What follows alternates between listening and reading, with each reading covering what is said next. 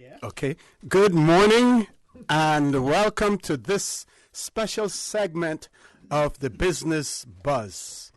My name is Orrett Connor and I will be the moderator of a very special show this morning. It is labeled Constitutional Radio Roundtable, celebrating 60 years of the Constitution in the Cayman Islands. This is sponsored, has been arranged by Celebrate Cayman. The chairperson of Celebrate Cayman, Mr. Alfonso Wright, and his co-chair, Ms. Borden, as well. So, while you're accustomed to the Business Buzz being at this time, it will not be business as usual, but it will form a part of the Business Buzz. And of course, the Business Buzz is proudly sponsored by Cayman Medical Supplies, where you can call them at 949-6211. Also, by Cayman Insurance Center, celebrating 45 years in the Cayman Islands, specializing in property, life, and other lines of insurance products and services in the Cayman Islands as well. I want to set some of the ground rules that we will have for the show this morning. First of all, I want to say that we have a panel of distinguished guests in the studio with me. We have Dr. Steve McFeel, who will also be my co-host for the show. We'll have President Roy Borden, former president of the University College of the Cayman Islands, a historian, a political scientist, a writer, everything in his own right here with us as one of our resource persons. We also have former District Commissioner, former Permanent Secretary, former member of the Legislative Assembly, former member of Executive Council, Mr. Gilbert McLean, with us as well. And we will also have in the studio with us this morning the Honorable Dr. Mary Lawrence, who will be here, former Speaker of our Legislative Assembly, also a historian, and something else unique about everyone around the table, all Caymanians as well. All Caymanians, and people don't take any offense to that, because there are many times there are conversations taking place about the Cayman Islands and there are other persons telling our stories. This morning, we will be telling our own story. We will be relating that to you. Also, we will not be taking any phone calls, but we will encourage you. We do encourage you to send us emails. You can send emails to fortherecord@candw.ky. You can send us text messages on our messages on our WhatsApp number 925-3261 925-3261. Send us text messages, no voice note. If time allows at the end of the show this morning, when we're getting towards the end, if time allows, we will then open up the phone lines. But the intent of this show this morning, in terms of us celebrating our constitutions, is to enlighten, to educate, and to empower you, our listening and our viewing audience. Now, what we will be discussing former constitutions that we had, some that we didn't get, and another segment on Talk Today starting at 12:15, hosted by me and co-hosted by Dr. Steve McFeel.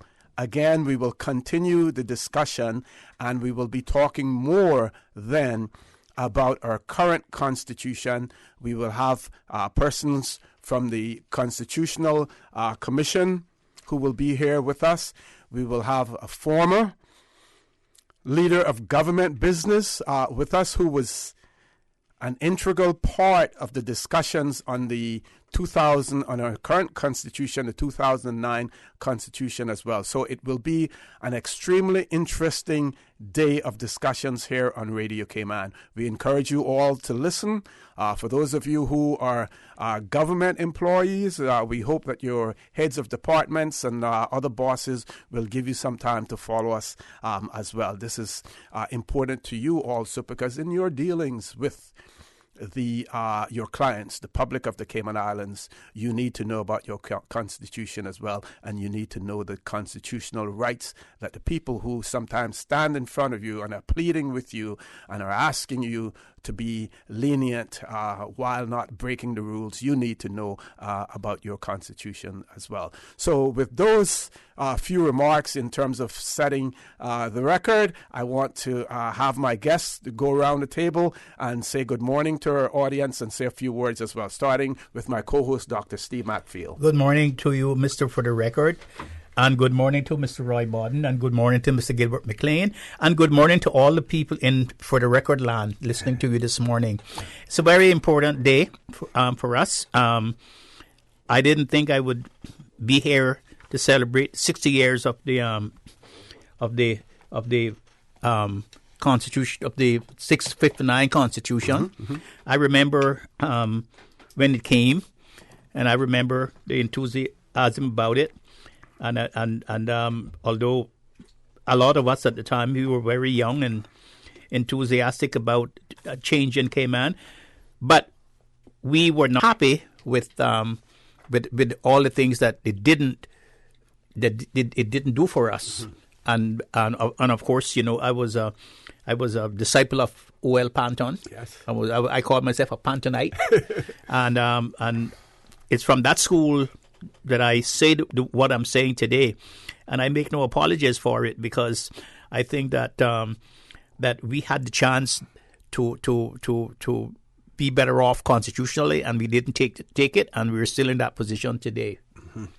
President Roy Borden, good morning, sir. Welcome to For the Record. It's a pleasure having you on. We always converse by phone, but it is good to have you in the studio with us this morning as well, sir. Good morning, Mr. Moderator, and I am indeed in distinguished company, yourself, Dr. Steve, and my good friend, colleague, comrade in politics, Gilbert McLean. I could not be this morning in much better company. And I too share Dr. McField's sentiments. I'm enthusiastic. I remember the 1959 Constitution, the first written constitution of the Cayman Islands, and I am proud, even although I'm a little disappointed that we're not further advanced. I am proud that we have had that, and that I have a sense of nationalism and a sense of Caymanianness, and I still have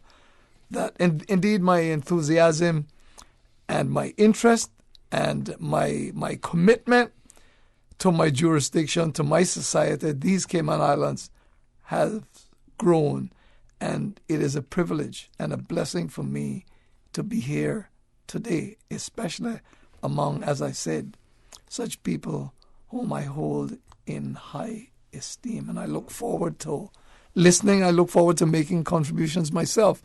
And for the listening public, I am sure, I guarantee that you will be informed, edified, and elevated. Thank you. Thank you very much, sir. Mr. McLean, no stranger to the studio, as well. Good morning, sir. Welcome. Great to have you here. Good morning, Mr. Moderator, OC. It's a pleasure to be here as well, and I echo what Roy and Steve have said. You know, this is a special occasion, and it's one where we get to talk about something that is very, very important, and that is our Constitution, what we have. And as you said, what we did not get, because there were some of those yes. that didn't come into being or into existence, but they were there. They could have, and it's very important for the public, and younger people, older people, as the case may be, to be informed about the most important law in the land, and particularly at this time, while celebrating the 60th anniversary, it is a time when we hear of changes that's being made in a most peculiar way, one that I really wonder about, and it's a question of the determination of what is substantial from what is not substantial, where I'm concerned, anything that's written in the Constitution. And if you're going to change some of that, it got to be substantial because you're changing the Constitution. But anyway, as the day goes on and as you moderate, I think the part about what's proposed to happen now will come on later this afternoon. Certainly will. And in the meantime, we here will deal with the early parts leading on to that. Okay. Well, I'm going to start off by reading a part of our constitutional history as published by the Constitutional Commission. And after that, we're going to take a commercial break, and when we come back, I'm going to ask Dr. Steve McField to comment on it, because Dr. Steve McField, has a theory, a view that the 1959 Constitution was not really our first Constitution, and I will get him to explain that. So our constitutional history, as published by the Cayman Islands Constitution Commission, says the Cayman Islands, a colony of a colony. During the 1950s, the Cayman Islands experienced a period of isolation and neglect as a dependent, and as a result, self-reliance emerged. There were constitutional and administrative uncertainties, such as the relationship between the Cayman Islands and Jamaica, the extent of authority of the government of Jamaica over the Cayman Islands, and the relationship between the Cayman Islands and the Jamaica courts. Until 1863, the status of the Cayman Islands was unclear, and there was no real decision taken by the United Kingdom to properly establish the islands as a crown colony. However, a clarification of these issues eventually bore fruit with the unwavering determination of Governor Edward Erie and others. We're going to take a commercial break. When we return, we're going to start with Dr. Steve McField and his view as to when constitutional government really started in the Cayman Islands. Please stay tuned. We will be back shortly. The Cayman Islands boasts of a long, colorful, and rich history. In tribute to our roots, Radio Cayman, the voice of the Cayman Islands, is pleased to bring you the Historical Vignette Series, sponsored by Cayman National Bank. Visit Cayman National Bank today for all of your financial needs. The Cayman Islands, he hath founded it upon the seas.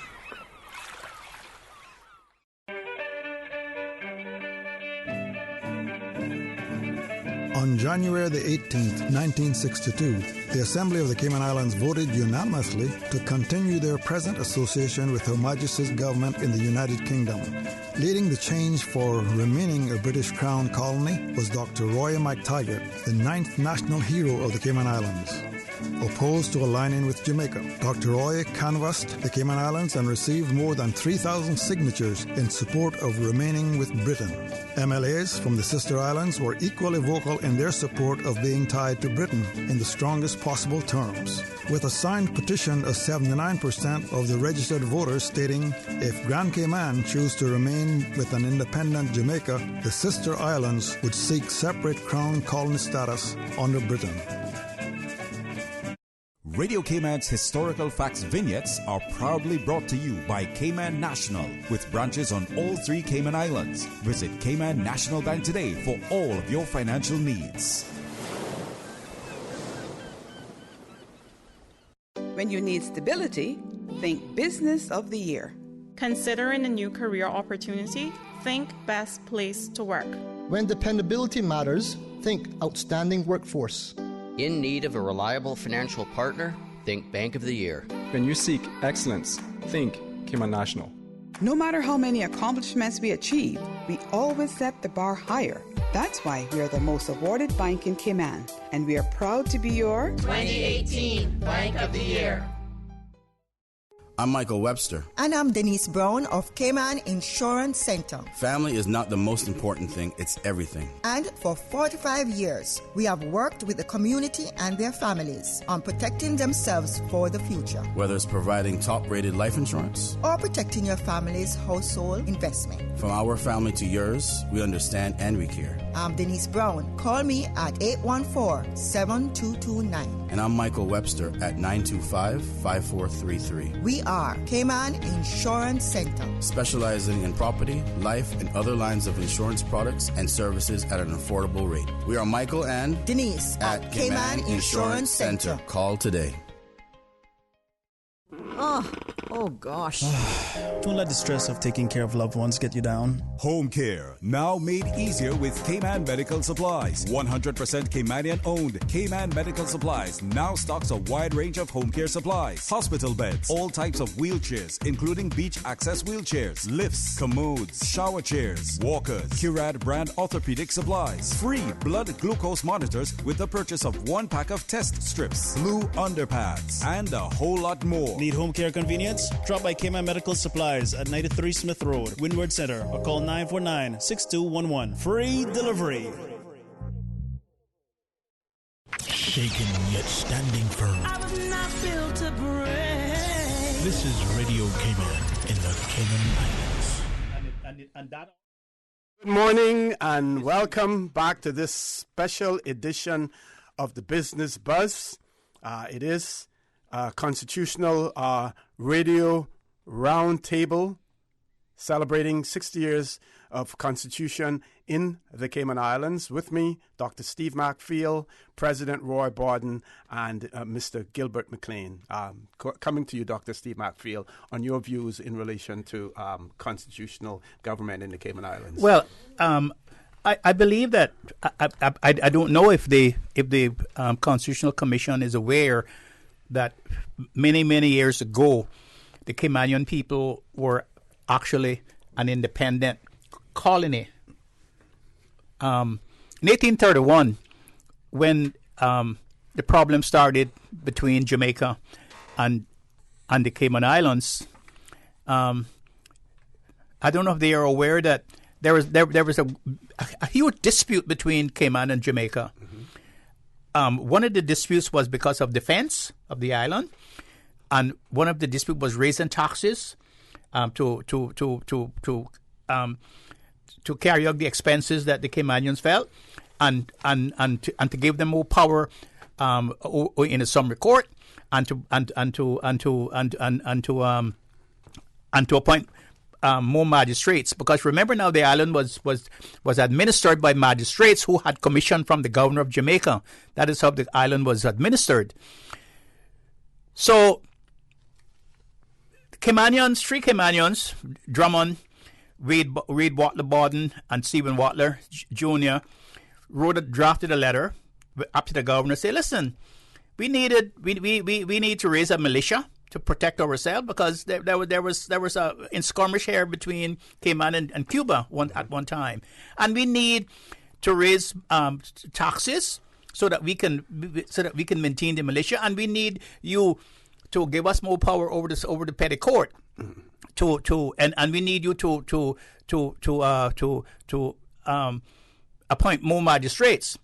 Well, the governor of Jamaica told them no, he couldn't do that. He couldn't give them enough power to raise taxes and a militia, and he says to them that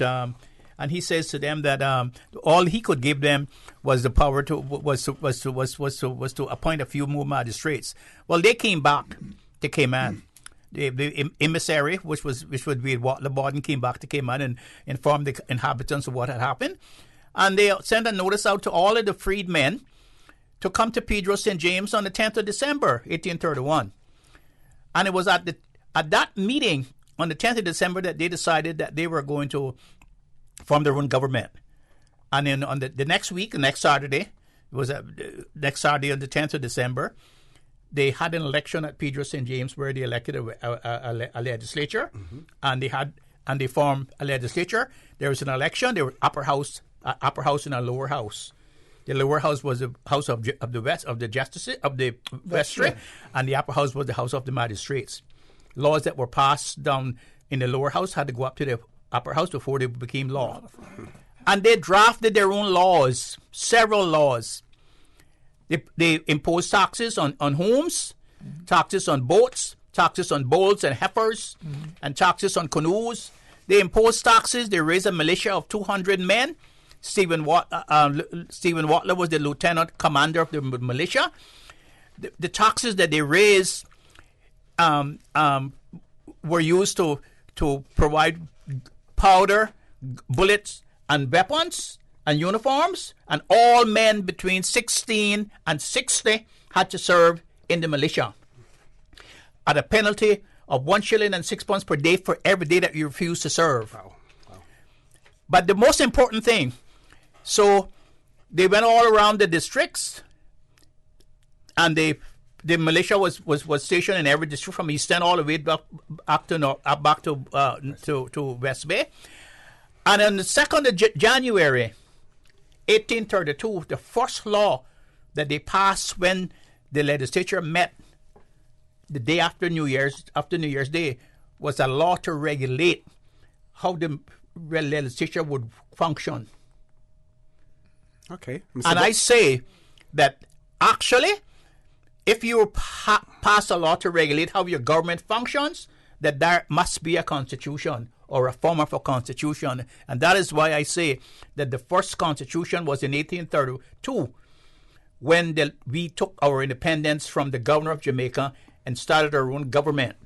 And that, of course, that lasted from 1831 till 1863 when they came and then put us squarely and fairly politically and socially under Jamaica. Mr. Barton, and Mr. Moderator, I agree with Dr. McField's interpretation, and that is why I make the distinction of the first written constitution in 1959, because I too, like Dr. McField, am familiar with this 1831 and 1832, these two meetings, and I agree that was a constitution really that these people had formulated, only it wasn't in written form and sophisticated as later instruments of governance. And they were doing basically what the UK has done now. No written constitution, but it's based on customs and convention. But I also want to go a step further in speaking of developing this argument that Dr. McField introduced about independence. Indeed, the Cayman Islands and the leaders, the political leaders of that time, were so focused on what they wanted, arising out of the dissatisfaction of the representation they were getting at Jamaica, that they evolved a full system, as Mr. McField has said, a full and sophisticated system, including magistrates. They set up a system of justice. They set up their own courts. So much so that a couple years down the road, they got branded as mavericks and the lawless Caymanas because they refused to fall under the umbrella of neglect that they were receiving from Jamaica, and they chartered their own government. And later in our history, it raised the concern of the authorities, including the authorities in the United Kingdom. You know? Okay, Mr. McLean, anything to add to that? Yeah, we still have about 2 minutes. before we go to I our think news. that the points were made that's very important, and it speaks to our history, it speaks to who we are, and the fact that from the earliest times we knew what we wanted, what the way it should be, what suited the society, the island at that time. And that is why when I look at the present day, that it seems in many ways we are uncertain about things. That was not the case in those days when we had less, when there was less education, was less this, less whatever. There were people, and even then there was the idea of proper law and order. So that's why I don't buy into the nowadays concept that you hear. The only reason why we have the stability we do is because of the fact that we are attached to England. No, we attached ourselves to ourselves a long time ago. And I have ever believed, and do now, that it's the mindset of the Caymanian people that we respect law and order. And that is why we conduct ourselves the way that we do, under the laws of present, of course. Okay. Before we go to our headline news, I just want to prepare our listeners and our viewers for what will come next, and I will share with you a little bit more from our constitutional history as published by the constitutional commissioners. And it goes on to read that between 1863 and 1865, the Cayman Islands was recognized as a full dependency of Jamaica with approval by the Jamaica Assembly. With this, the islands saw the first signs of meaningful constitutional development, which settled many domestic, administrative, constitutional, and legal issues. The Act for the Cayman Islands government was enacted on June the 22nd, 1863. This act allowed for all British acts or laws which were valid in Jamaica to be applied to the Cayman Islands. The act also allowed the governor of Jamaica to exercise authority over the Cayman Islands as if it were a part of Jamaica, and vested the Supreme Court of Jamaica with the jurisdiction to hear any legal action that could not be tried in the islands itself. We're going to our headline news. Please stay tuned.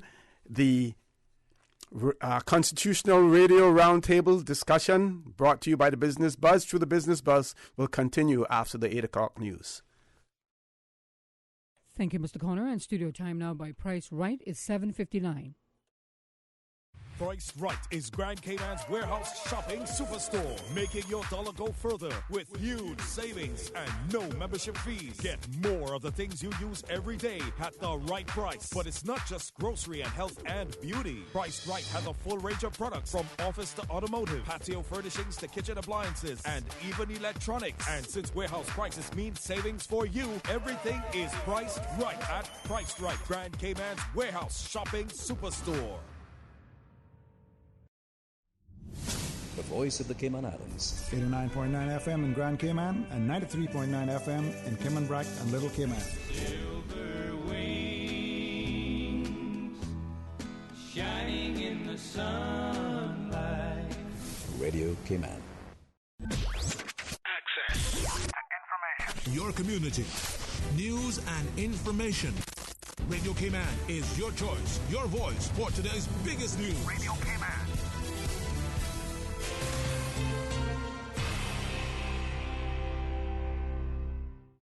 From Radio Cayman's newsroom, I'm Shanda Gallego with your latest news. The Cayman Islands government issues a statement outlining the progress it has made in procurement over the last 2 years, following a report from the Auditor General on government outsourcing of services from 2012 to 2017. CIGTV's Simon Boxall has more.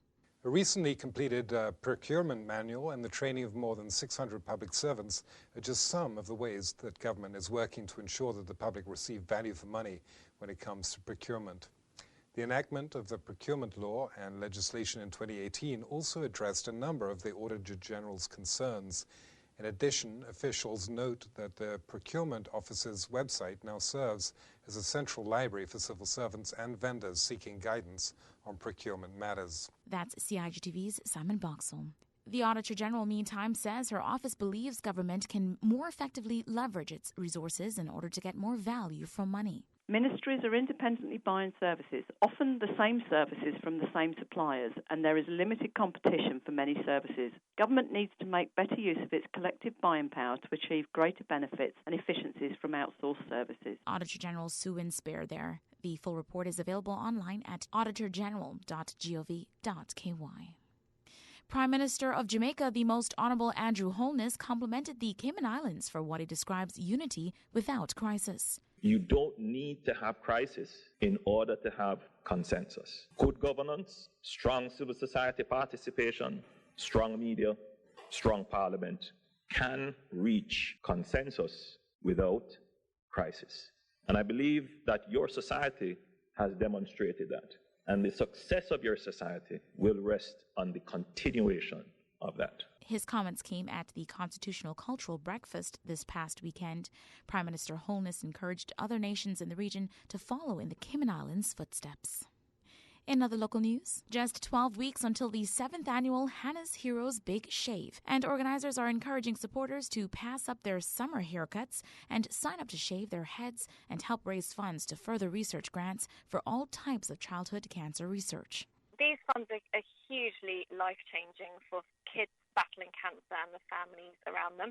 The St. Baldrick's Foundation raises money for childhood cancer research, and they only fund research, and they do it really well. And actually, we have raised in this community in the last 7 years over $2 million, which is amazing. And that has gone on to fund vital childhood cancer research projects.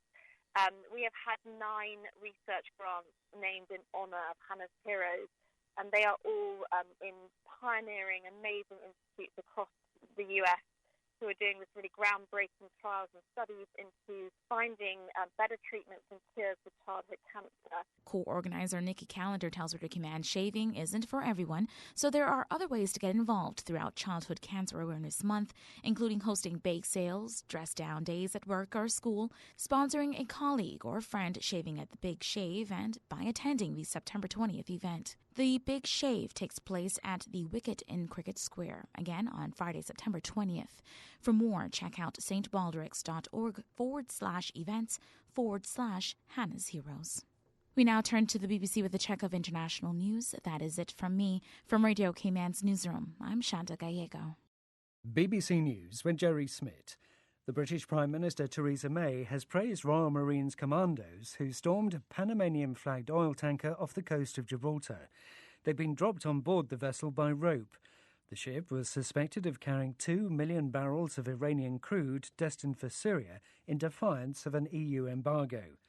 Spain says Britain was acting at the behest of the United States.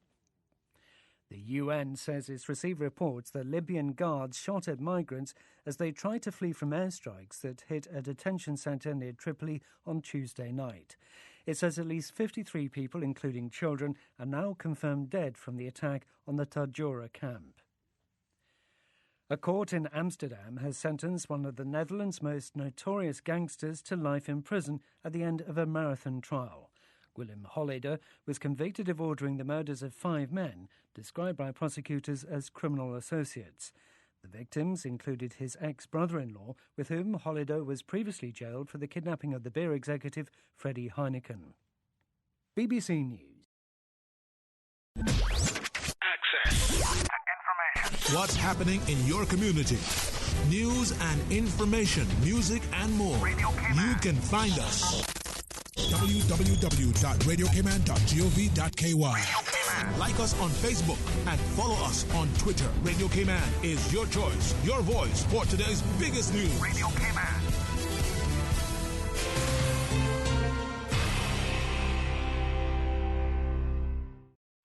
There are plenty of reasons to be a Logic customer.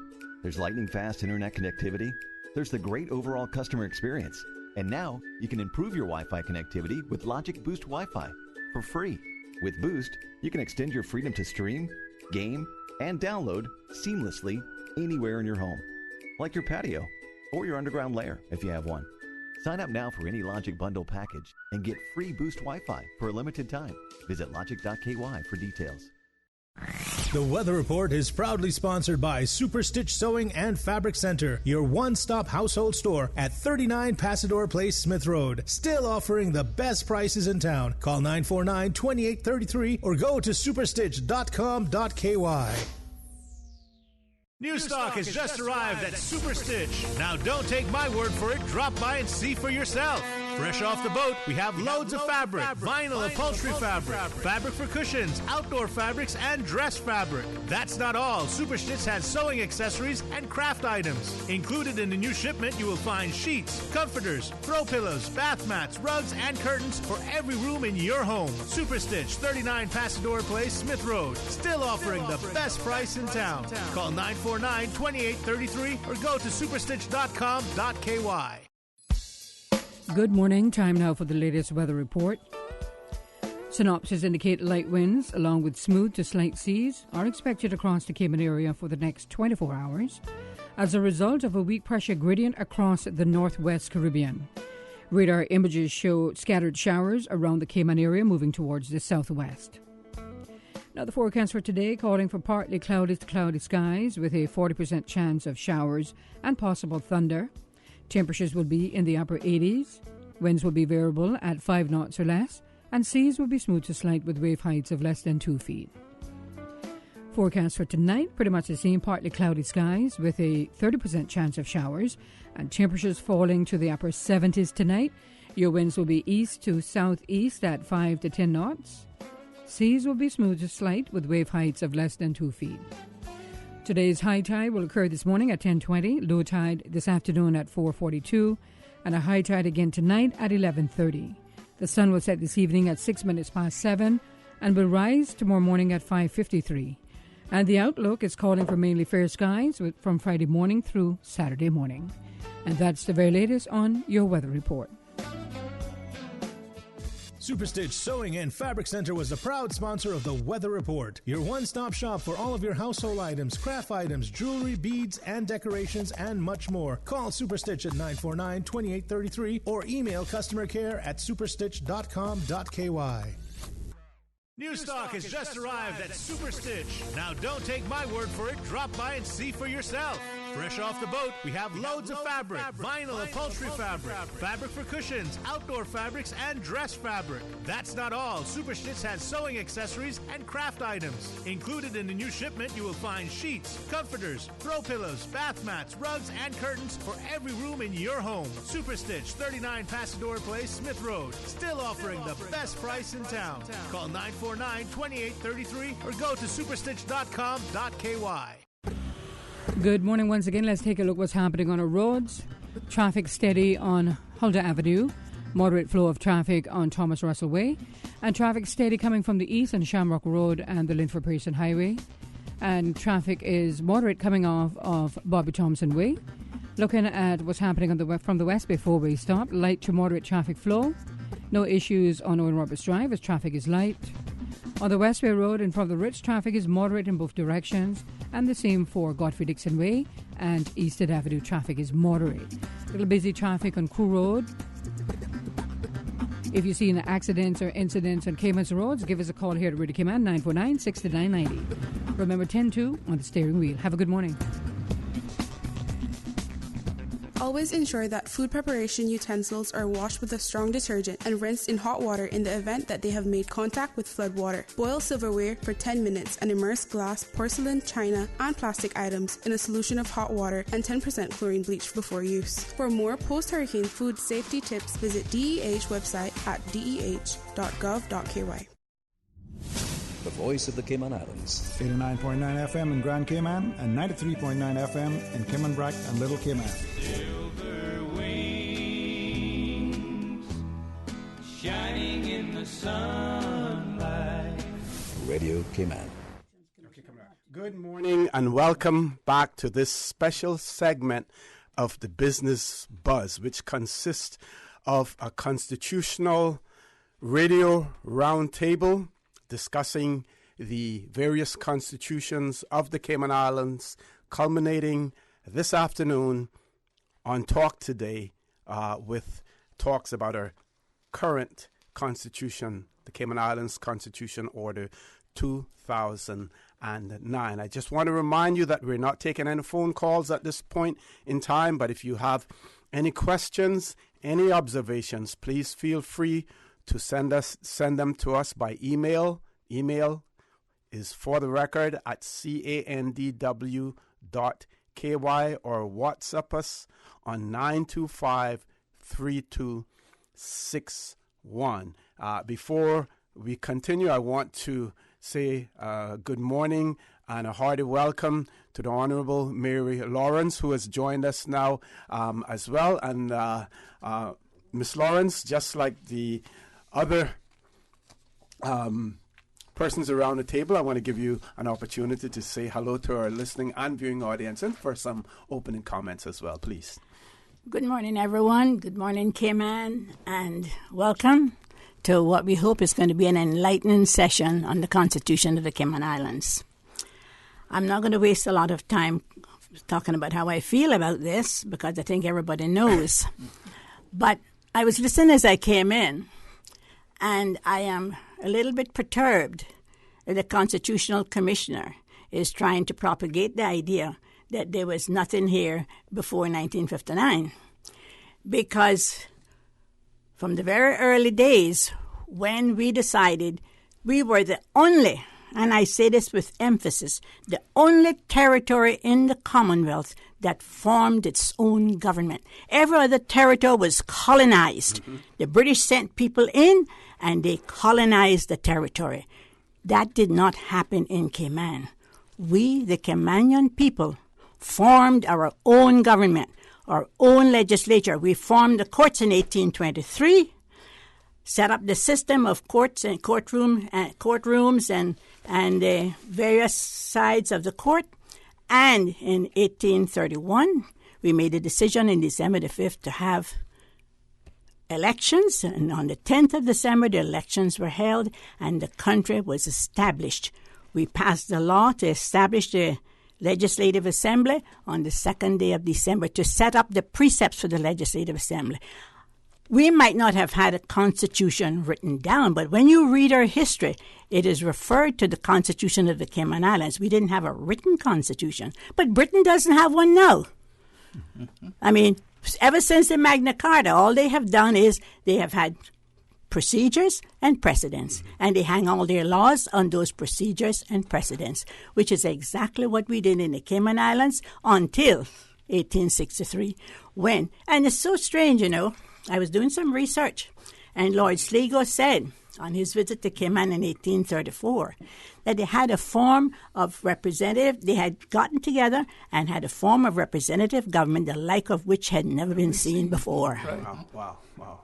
Yes, and I think that those things need to be said so our people can understand we do have a past. We have an illustrious past. So we would be urging then the Constitutional Commission to rewrite our constitutional history, because there is really, and I've been scouring through it, no mention of the 1830s at all.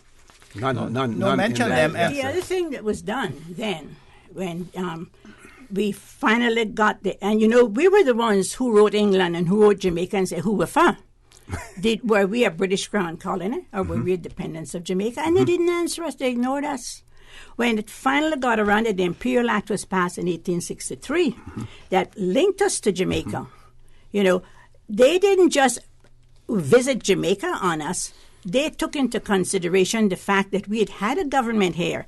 They accepted that government, and they accepted the laws that had been passed by that government as a part of the legislature in the Cayman Islands. Okay. And I think we need to know all of that. Okay, so I'll share with you just very quickly a little bit more what the Commission has said in regard. It says, however, for the people of the Cayman Islands, the most significant milestone was the 1863 Act caused for the full recognition of the local legislature and gave it greater internal independence to handle the island's domestic affairs. Some of these increased responsibilities included control over the collection, custody, and expenditure of the legislative revenue, the establishment, maintenance, discipline, and powers of the police, the management, occupation, removal of public or common land, the abatement of nuisances, and the construction of works and public utilities, to name a few.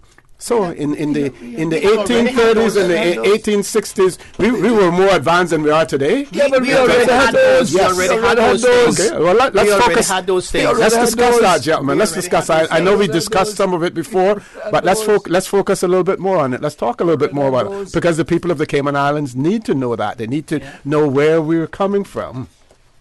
If we know where we want to go, maybe we want to go back to where we came from. No, we already had those. Okay, let's talk some more about it. From the 1830s and even before that. Okay, Miss Mary, you want to... Well,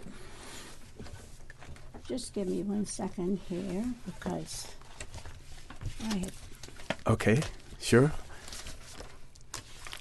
Folks, I want to remind you that no phone calls are being taken at this point in time, but if you have any comments, questions, email us at For The Record. That is one word, For The Record, at candw.ky, or WhatsApp us on 925-3261 as well. Okay, mic is open. Yes, sir. All this ties into what we are talking now. Mm-hmm. The Cayman Islands were separate and apart, even although Britain had us as an appendage of Jamaica. Let's go back from the early 1800s.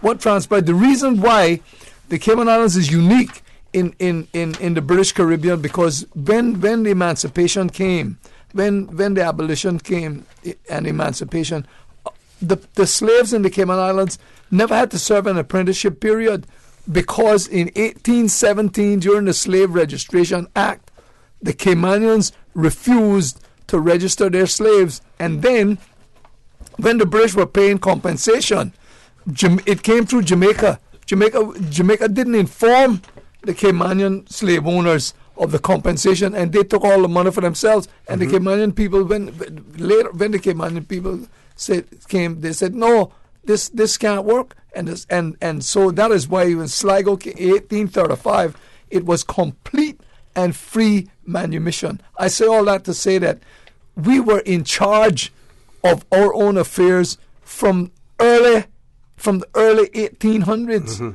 So by these people talking about 1863, the laws were already laid out, and Mr. McField laid a good case for what happened in 1831. December 1831 and the 10th of December, when the elections were held. When they came back after New Year's Day on the 2nd of January, that is when they formulated the laws. We agreed to tax ourselves. That's right. To form our own army. Right. To form our own army. Which was a militia. And a branch of the militia was in every district in the East Cayman End to Islands. West Bay. From East End to West Bay. Okay. And not only that, they talk about the police. The first policeman, we had no police on the island. The first policeman was a man that was hired by the new government. The first jail was at Pedro St. James, and then in 1837 it moved to Guardhouse Hill in Bordentown.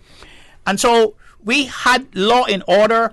We had a law for everything in Cayman Trust. We had a law for alcohol. We had a law to clean the roads. We had a law for cattle. Cattle law. We were a complete society. In fact, what prompted the 1863 Act was the visit of William Eden to the governor of Jamaica, when William Eden was the consul general for the United States and for Denmark and Sweden. And when he went to Jamaica to give his credentials to the governor, they say this is too much now. It's not an international country. Yeah. And when you read all the letters that the governor is writing to England saying these gentlemen who took upon themselves to form one government Cayman has to be stopped. And that is what prompted the 1863 Act. To drive us away from what we had done and to put us under Jamaica. And one of the reasons why they accepted our laws is because we were treasonous, according to the laws of England, because we had taken this power ourselves. Exactly. And even when I was at university and I started telling my professors this, he said, my goodness, you took your own independence and without firing a shot. And the Americans had to shed blood for what we did, for what they did. And that was the difference, because that shows you how strong we were. Because we were trading with Denmark, with Sweden. Our ships was going all about. We were selling coconuts. We were exporting more than nearly 2 million coconuts a year. We were exporting cotton. We were going to New York, to Boston, and all of those places. And we had the triangular trade. Nova Scotia. We would go to Jamaica. And then our ships would go and take the molasses up to New Orleans and come back. And Nova Scotia. And Nova Scotia, Canada. And we had the largest shipping fleet in the Caribbean. That's right. Cayman was the richest island in the Caribbean at the time. Miss Mary? Well, when we talk about setting law and order, if we'd had to wait for somebody to come here to do it for us, we'd still be back there waiting because they made us wait for every single thing they ever did for us. And Mr. McField talked about the law. The law in 1823 established the court. The law in 1832 established the Legislative Assembly. We had the law for selling liquor without license. We had the law to regulate the cleaning of public roads, and I have them here. We had the law. All of those. We had the law for levying a tax. We had the one to regulate the attendance of jurors at the court. Yes. We had the annual tax. We had the law for the regulation of the militia. We had the law to regulate the times for holding the courts. We had the militia dinner bill, which we had to pay too, and we had to have the another amendment to the liquor law. We had the law for laying a duty on transient traders. We had a law for the observance of the Sabbath. Yes. Wow. Yeah. All of the laws Exactly. to run the country were in place when we went to Jamaica, decided that they were going to honor the Imperial Act and make us a part of them. But I will also say this, up until 1898, we did not have a British commissioner. That's right. Right. We had a Caymanian Cayman. heading the affairs of right. this country. And so I don't know why we are trying to forget this whole segment of our history and our Most important development. part of it. Yes. Now, they can say, they can say we weren't very smart, if they want to say that. They can say You were very smart. we didn't. They can say we didn't have all the things that other countries had. They can say all of that about us. But the fact of the matter is, we ran our affairs. Then that was why when we got to the 1950s, when we had built up a little situation here where our men had earned such a good reputation at sea during the war because they volunteered. They volunteered in Trinidad. They volunteered in the Merchant Marine, both the British and the American. A lot of our boys were lost at sea by torpedoes. The word got out that they were very good seamen, and the shipping companies started coming here to recruit men. And that was the first real stable economy Cayman had. And it was one of the big reasons why they did not join the Federation, because the Federation was purporting open borders. And that meant that people could come in here and ship through here, and they didn't want that to happen. And we were not prepared to pay tax to keep the federal government going either, because we hadn't paid any taxes here. We had very good reasons for not going that direction. And at that particular point, they again did something that had never happened in the British Commonwealth before. They chose to become a crown colony. We are a crown colony by choice. We are not a crown colony because somebody came in here and colonized us. We made that decision. And I think we need to remember that in every crisis, in every major area in our history, Caymanians rose to the challenge and did what they had to do. And when it came from that time on, in 1962, when they went into independence and we chose to remain again as a British Crown colony, our people got together and established the strongest economy in the Caribbean and in the world, I would say, including our own currency. That's right. So we don't have anything to be embarrassed about or ashamed about, and we don't need anybody to tell us how it goes, because I got it written down in black and white, and I can read that. Okay, we're going to take a commercial break, folks. Please stay tuned. Don't change that dial. This special version of the Business Buzz, which comprises of a constitutional radio roundtable discussing constitutions of the Cayman Islands, will continue after this short break. Okay. Oh, gosh. Don't let the stress of taking care of loved ones get you down. Home care, now made easier with Cayman Medical Supplies. 100% Caymanian owned. Cayman Medical Supplies now stocks a wide range of home care supplies. Hospital beds, all types of wheelchairs, including beach access wheelchairs, lifts, commodes, shower chairs, walkers, Curad brand orthopedic supplies. Free blood glucose monitors with the purchase of 1 pack of test strips, blue underpads, and a whole lot more. Need home care convenience? Drop by Cayman Medical Supplies at 93 Smith Road, Windward Center, or call 949-6211. Free delivery. At Kirk's Home Center, we can make your life much better. We got it all together.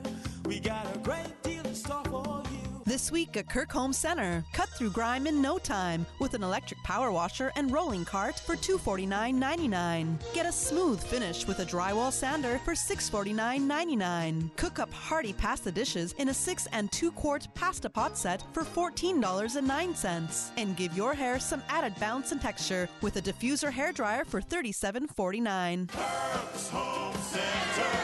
We got a great deal in store for you. 89.9 Radio Cayman helps you to weather the storm during this hurricane season. One of the most crucial elements of hurricane preparedness is storm awareness. During the season, it is of utmost importance to pay attention to the latest local weather forecast, as hurricanes do not suddenly form or strike. There are various methods of advance notification. Utilizing such may be the difference between a favorable outcome and disaster. Both television and radio serve as excellent mediums with up-to-the-minute storm path information in the wake of a hurricane. Another method of tracking a hurricane may be only arm's length away. Your smartphone or tablet can be your most valuable tool before, during, and after a storm, providing countless numbers of apps with crucial hurricane information. Many apps allow you to track storms with moving radar and satellite imagery, plus offer alerts, current conditions, forecasts, advisories, and even video. This hurricane preparedness tip was brought to you by your community radio station, Radio Cayman, 89.9 FM. Continuing the Caymanian tradition. Let Cora keep my ground so clean. The heart and soul of the Cayman people. Thank you for keeping the culture alive. Spread the news every day. From East End to Georgetown, down into West Bay. Radio Cayman in the Cayman Islands. Of the legislature. Good morning, and welcome to this very special edition of the Business Buzz today, which comprises a constitutional roundtable discussing our constitutions. And if you're wondering why today, why are we having this today, it is because we celebrate the 4th of July. We're not celebrating Independence Day for the United States. We're celebrating our Constitution, 60 years of our first Constitution, the 4th of July as well. And helping me in this discussion this morning, my co-host, Dr. Steve McFeel, President Roy Borden, Speaker, the Honorable Mary Lawrence, and former MLA, Mr. Gilbert McLean, as well. We're going to continue on to this topic, and then segment 3 is going to probably start in a few minutes, and we're going to be then discussing our 1959 Constitution. And before we go to discuss our 1959 Constitution, I'm going to ask Mr. Gilbert to read a portion from a debate that took place in the House of Lords for a bill that was presented in the UK Parliament, the Cayman Islands and Turks and Caicos Islands, Bill the 11th of February 1958. But Miss Mary has some more information that she wants to add. And one of our listeners has written in and said, pleasant good morning to all. Very interesting information. I never heard anywhere before that Cayman exported produce. Goes to tell you, goes to show you. What? Produce. They didn't know that? Yeah. Yes. It tells you how much of our history. We exported logwood we have to logwood. And Little Cayman was a major exporter. We have to continue to enlighten. We have to continue to enlighten and educate. And at one time we exported cattle to Jamaica too. Yes. Jamaica. Yeah, exactly. And horses. Yes. Miss Mary? Yes. I think we need to understand that we are not just a Comso child like Topsy. And the document that was found in the Public Records Office in London among the Jamaica papers, and it's numbered bracket C.O.137/193 SCC 480 close bracket, that elected representatives were first appointed or elected on the 10th of December 1831. This document is recorded as providing Grand Cayman At a meeting held in St. James on the 5th of December, 1831, it was resolved that representatives should be appointed for the different districts throughout the island for the purpose of forming local laws for its better government. The representatives were accordingly elected on the 10th of the same month and assembled at Georgetown, said island, pursuant to advertisement on the 31st of December, 1831, and the 2nd of January, 1832. See, we did it the right way. Mm-hmm. The magistrates also assembled did not sit in the same room with the representatives, forming, as it were, two houses in imitation of a council and assembly of Jamaica. And no law framed or passed by the representatives deemed valid till it had received the assent of the magistrates. The name of the magistrates and representatives are as follows, and it lists who was present. Mm-hmm. Magistrates John Drayton, Senior Magistrate, Robert S. Watler, Wade W. Bodden, John S. Jackson, James Coe Jr., Abraham O. Furtado, Edwin John Parsons, Nathaniel Glover, and William Eden Sr. He was put in place of Nathaniel Glover, who resigned. Mm-hmm. The representatives were George. But one moment, Ms. Lawrence. You know why Nathaniel Glover resigned? He was When an they American. sent his name up to the United Kingdom, He was the an United American Kingdom said, citizen. no, he's an American citizen. Yes, I know why he Can't was sit. that. Can't sit in our assembly. Uh-huh. We're still supposed to have that. Representatives George W. Wood, James Hunter Wood, they were from Bodden Town. Prospect, James Coe Sr., William Eden Sr. Southwest Sound, John Goodhue. Georgetown, James Parsons Sr., William I. Bodden, Thomas L. Thompson. West Bay, Samuel Parsons, and William Bodden Jr. And later on, they would amend that again, At the second meeting held on the 2nd of January 1832, the necessity of increasing elected representatives was seen, and the following law was passed to regulate the Legislative Assembly. And that is signed. That is, be it enacted by the Legislative Assembly of Justice and Rest of the Cayman Islands, and it is hereby enacted by the authority of the same. And this is called an Act to Regulate the Legislative Assembly of the Cayman Islands, January 2nd, 1832. And it goes on to say that a meeting of the justices and vestries shall be convened annual on the third Wednesday in February or oftener if the custos or senior magistrates deems it necessary. Upon requisition of a custos or senior magistrates, the magistrates in the district shall call the people together and proceed to elect vestrymen to serve for 2 years. 5 vestrymen each shall be deemed a sufficient number for Georgetown, Prospect, and Bodden Town, and 3 each for Easton and West Bay.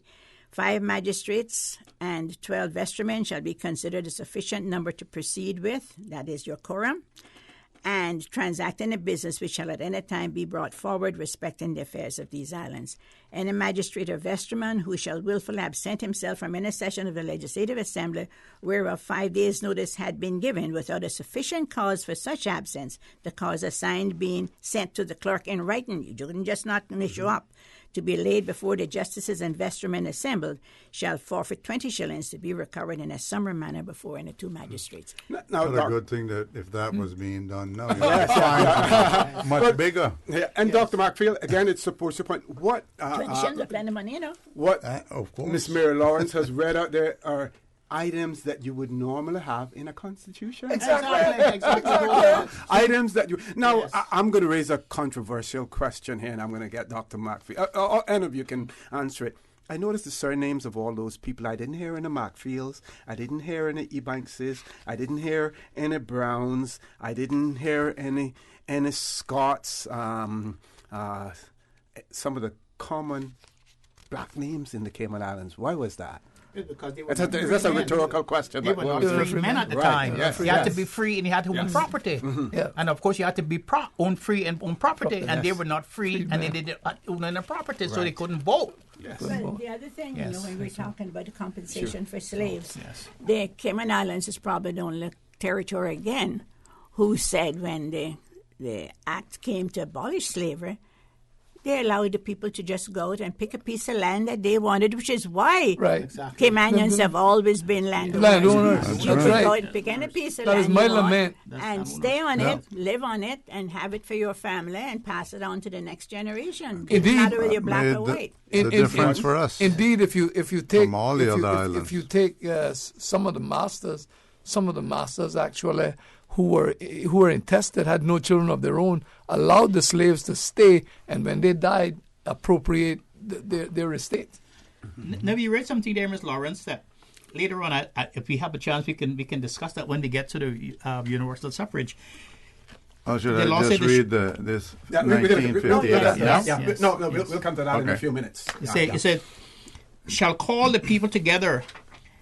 The governor of Jamaica is saying that we had universal suffrage already. It was there in that law.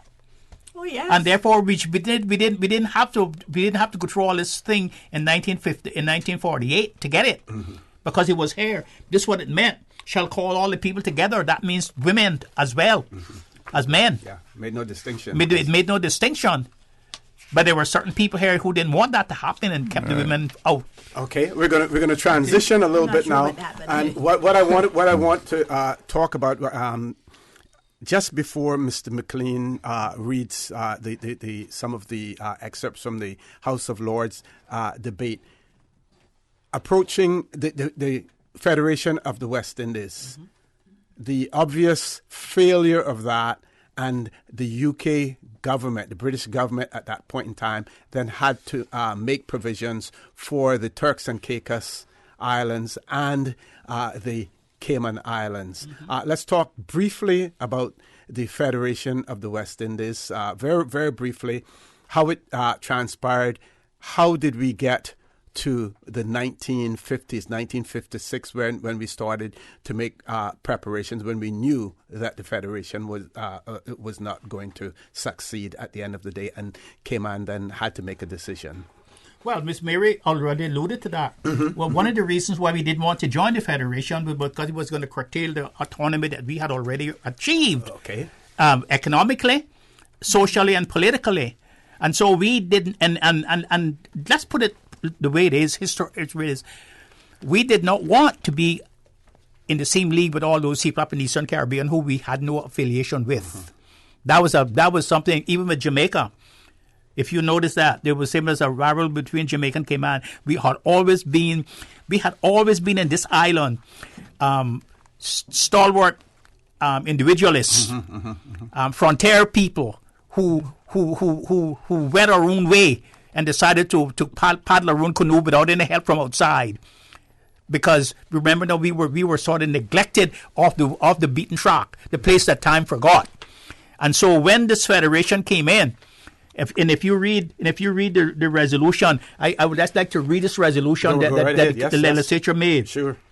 It says, whereas it is understood that change in the continuation of the Jamaica are being contemplated, and whereas the proposal to hold a meeting in London of representatives of the various territories in the British Caribbean to allow the further consideration of the questions of federation is under active consideration, and whereas the people of the Cayman Islands are already concerned in the decision reached as a result of the deliberations of both the question of the Jamaica's constitution and that of federation of the British West Indies, and whereas it is considered that the time has arrived when it's most desirable that the wishes of the people of this dependency, as represented by the Legislative Assembly of the Cayman Islands, be placed on record.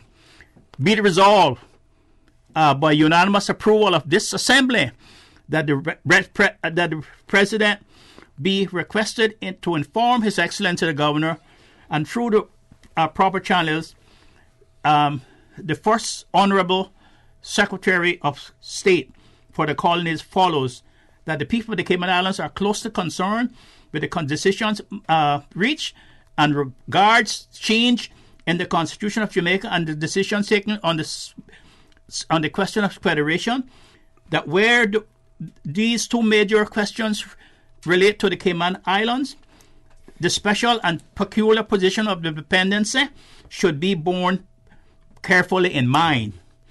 That it be recognized that whereas the economy of most, if not all, of the other territories in the British Caribbean area is based primarily on agriculture and other activating connections with the land, that of the Cayman Islands is based on pursuit of connected with the sea. That the people of the Cayman Islands have for many years enjoyed a large measure of autonomy, and wish to retain this and have an even greater voice than they have now in the management of their own domestic affairs. That the benefit which have been derived by the dependency from its association with Jamaica is fully recognized and greatly appreciated, and it is desired that this association should continue. However, it is the unanimous wish of the people that matters relating to the domestic affairs of this dependency, which have to be referred to Jamaica for final decision, be left to the sole discretion of His Excellency the Governor of Jamaica, and not to that of the Governor in the Executive Council. And this was signed by E.D. Marion, Westerman, and T.W. Farrington. Justice of the Peace. Yes, Justice of the Peace. Okay. So that sets out. Mr. Moderator. Yes, sir. I want to add to that the business leading up to the Federation at every important instance, the Cayman Islands were represented. So the decisions we took were studied, because at the Montego Bay Conference, we had the Big Four. The Big Four at that time, Mr. E.D. Merrin, Dukan Merrin, Yes. Mr. Willard Farrington, Ernest Patton, and the venerable and inimitable style of Mr. Ormond Patton, who was the youngest and perhaps the fiercest advocate. But I also want to underscore, and I made this point in my book, Patronage, Personalities and Parties. The Cayman Islands were actually offered independence when at the breakup of Federation, when we decided we didn't want to go with Jamaica, and it was assumed at that point that because Mr. Ormond had the best organized instrument in the National Democratic Party, and when forces, the merchant establishment, realized that had such a move, such a direction been taken, Mr. Ormond would have been the premier. That's when the sabotage came in, and the rest, they say, is history, because he was sabotaged not so much from the outside, although it was the collusion of Jack Rose, the commissioner, but people from his own party. And Dr. Roy was one of the greatest persons standing in the way of the progressive path we could have taken with Mr. Ormond leading. So We have to take a commercial break now. This special segment of the Business Buzz, the Constitutional Radio Roundtable, will continue after this short commercial break. Please stay tuned. Okay, sorry. Don't take chances with your family's future or your valuable assets. Always be prepared and ensure your family is provided for. Cayman Insurance Center specializes in life, property, motor, health, and liability at the most competitive premiums and affordable rates on island. Call Michael Webster today at 925-5433 for life insurance, or Denise Brown at 814-7229 for property insurance. Call them today for all your insurance needs. Hi, my name is Neraya LeBlanc. I am the minister and evangelist to the West Bay Church of Christ on 24 Batabano Road. I would love to take this opportunity to invite you to experience God's family at West Bay for yourself. We are a caring congregation that strongly believes in reaching out beyond ourselves to spread the gospel of Christ. We also take great pleasure in ministering to the needs of our people in our community. As God's called out kingdom people, we are in the business of transforming lives for the Master's use. For more information, you can visit our website at westbaycichurchofchrist.org or call us at 946-9294 or 917-1809. Declaring the word of the Lord. Cayman Islands Church of Christ presents Word of the Lord. Word of the Lord, heard Sundays at 6:30 p.m. on Radio Cayman. From district to district, moving through the waters to Cayman Brac and Little Cayman. Your station, your voice. All things Cayman. One radio, many people. This is home. Radio Cayman in the Cayman Islands. Good morning and welcome back to this special segment of the Business Buzz, which consists of a constitutional radio roundtable discussion with Dr. Steve McPhail, President Roy Borden, Honorable Mary Lawrence, and Mr. Gilbert McLean.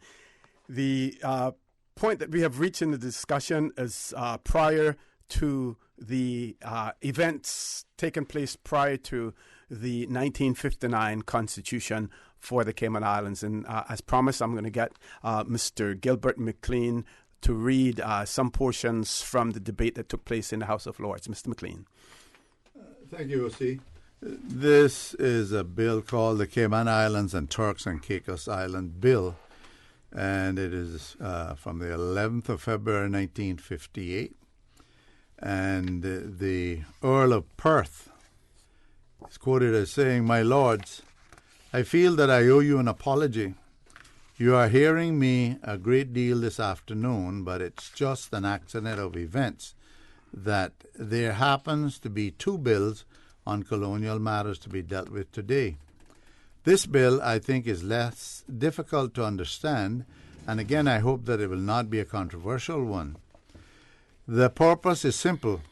It is to separate the Turks and Caicos Islands from Jamaica and to make fresh provision for the government of these islands and for that of the Cayman Islands. I might explain to your lordships that the Cayman Islands do not have to be formally separated from Jamaica, for by the Act of 1863, they are administered, quote, as if they were part of, end quote, Jamaica.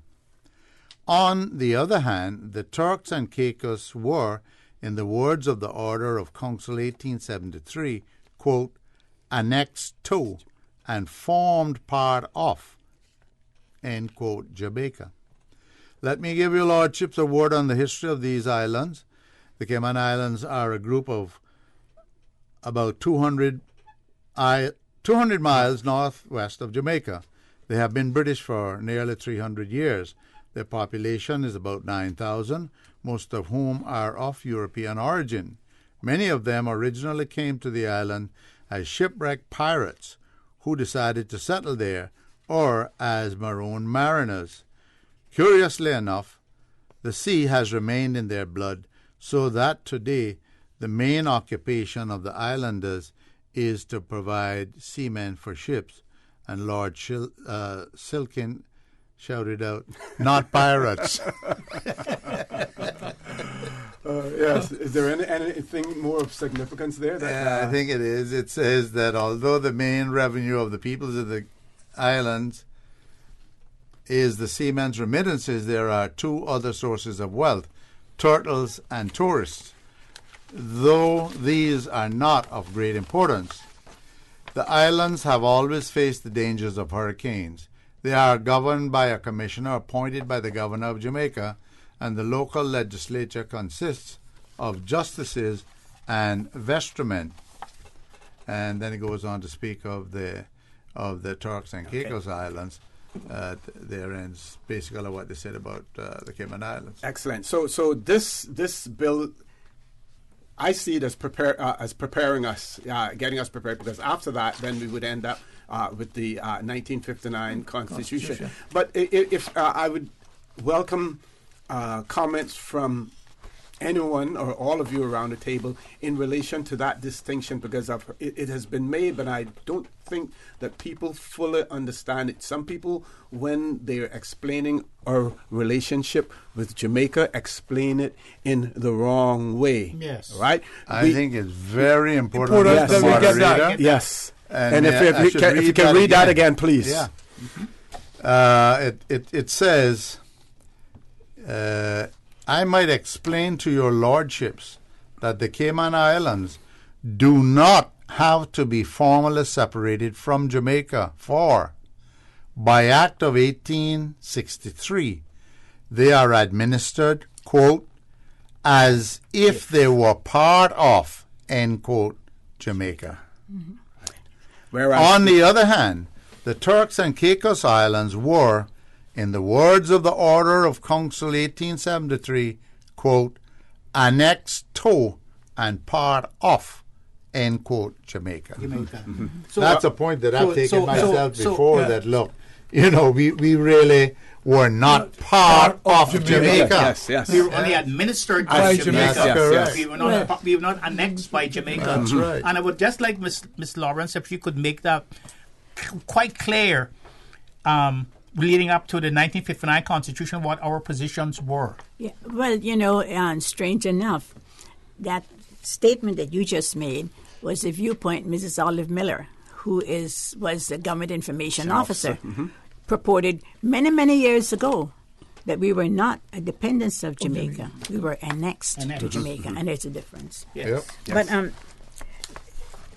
I wanted to read what we sent to the Secretary of State, just in brief. Sure. On April the 7th, 1955, the Assembly sent a strong memorial to the Secretary of State on the constitutional future of the islands. The members expressed three main points. First, we wish to retain the right to control entry to our islands, immigration. Secondly, we wish to retain the right to decide what taxes should be imposed on us. We didn't want any federal tax. Thirdly, we wish to retain the right to maintain our established channels of trade and employment overseas. They were the 3 points that they fought for, and they went to get. And you know, the Gleaner newspaper on the and Monday, the 19th of November, 1956, said this about us. Give you an opportunity. It is easy to admire and respect the Caymanians. They may be rough and ready, many of their leaders unlettered and inexperienced in political niceties, and their vision may be limited by debit and credit columns of their trading accounts. But they are a steady, thrifty, diligent people with an unbending pride and natural dignity that counts no material costs when they are aroused. We in Jamaica have much to learn from them in the things that concern the spirit of man and the consistent toil and sacrifice that are necessary to keep that spirit free.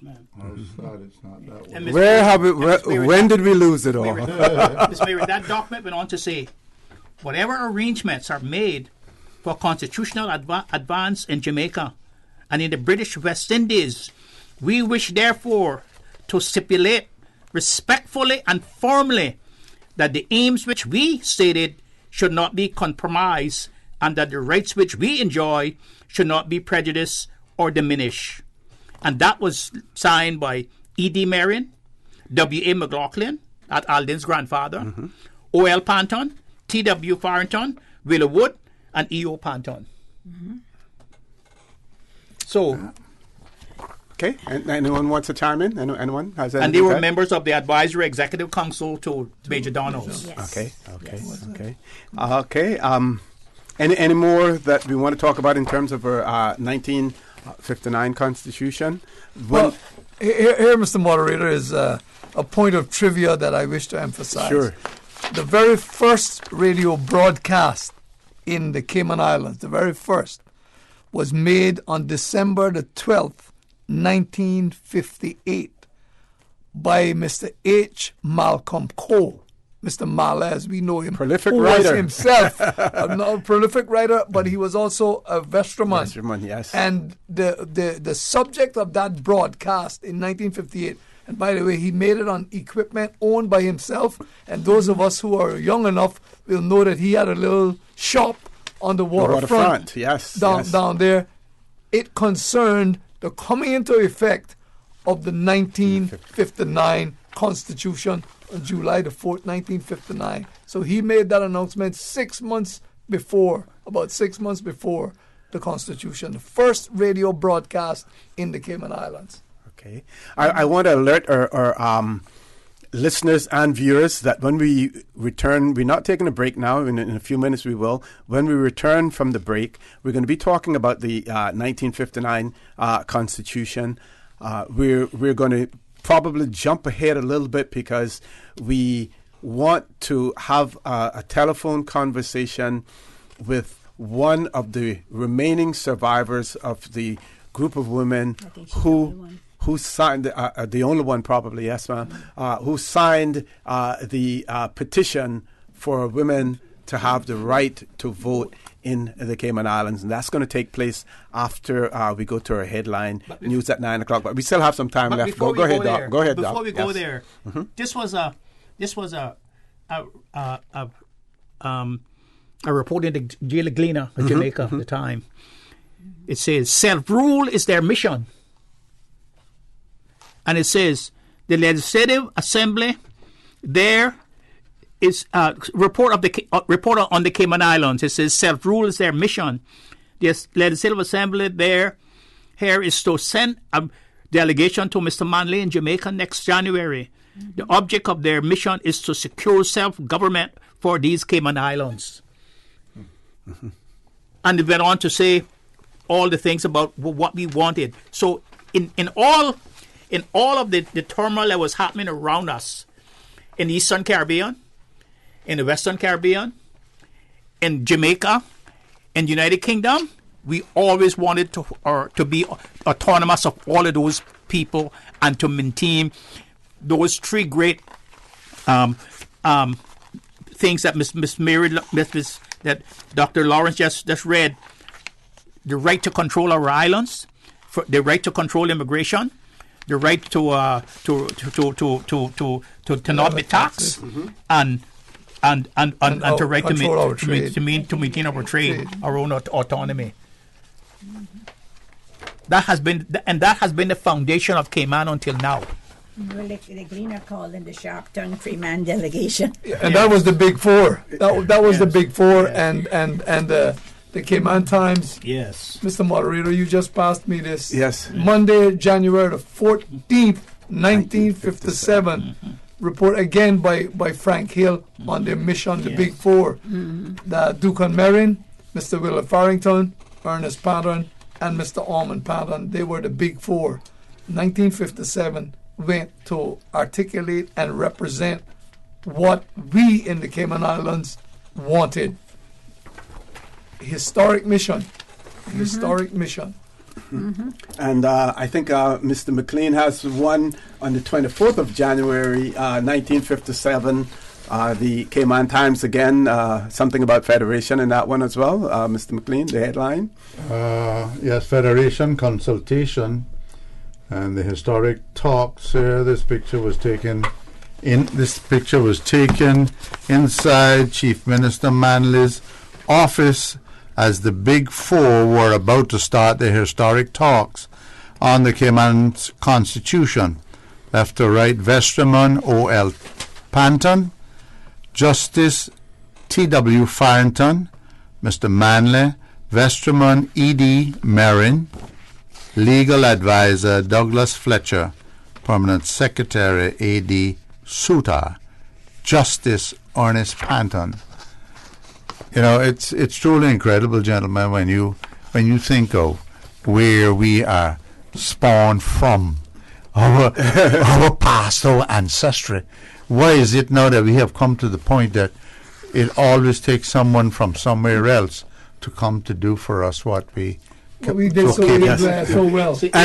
And I want to give credit. I want to give credit to Mr. Alfonso Wright, who is the chairperson of Celebrate Cayman. He did lots of research, traveled off island, and was able to obtain a lot of these documents. So much of our history.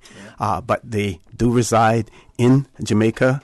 They reside, as the speakers pointed out as well, in the United Kingdom. We have to talk about how we get them back to the Cayman Islands so that we can have much easier access to them as well. Folks, please stay tuned. This very special segment of the Business Buzz will end now. When we return, we're going to have a telephone link up with the only surviving member that we know of the group of women who signed a petition for the right to vote in the Cayman Islands. Please stay tuned for the record. We'll be back shortly. Sorry? Radio Cayman. Radio Cayman's newsroom. These are the biggest stories right now. Police are inviting the public to a community meeting tonight at the John A. Cumber Primary School starting at 7 p.m.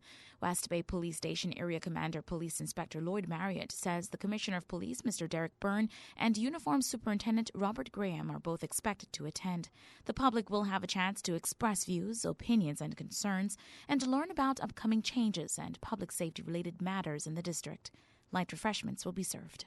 A supertanker believed to be breaching European Union sanctions by carrying a shipment of Iranian crude oil to war-ravaged Syria has been detained in Gibraltar. In a statement, authorities on the British overseas territory at the tip of Spain said the port and law enforcement agencies, assisted by the Royal Marines, boarded the Grace 1 early Thursday. It added that the vessel was believed to be headed to a refinery in Syria, which is a government-owned facility under the control of Syrian President Bashar Assad and subject to the EU's Syrian sanctions regime. An Australian student released after a week in detention in North Korea described his condition to reporters in Beijing on Thursday as very good without saying what happened. Australia's Prime Minister Scott Morrison announced to Parliament that Alec Sigley, 29, had been released hours earlier following intervention from Swedish diplomats on Wednesday and had been taken to the Australian embassy in Beijing. Those are your latest updates here on Radio Cayman. I'm Shanta Gallego. Radio Cayman, the voice of the Cayman Islands. What's happening in your community? News and information, music and more. You can find us. www.radiocayman.gov.ky. Like us on Facebook and follow us on Twitter. Radio Cayman is your choice, your voice for today's biggest news. Radio Cayman.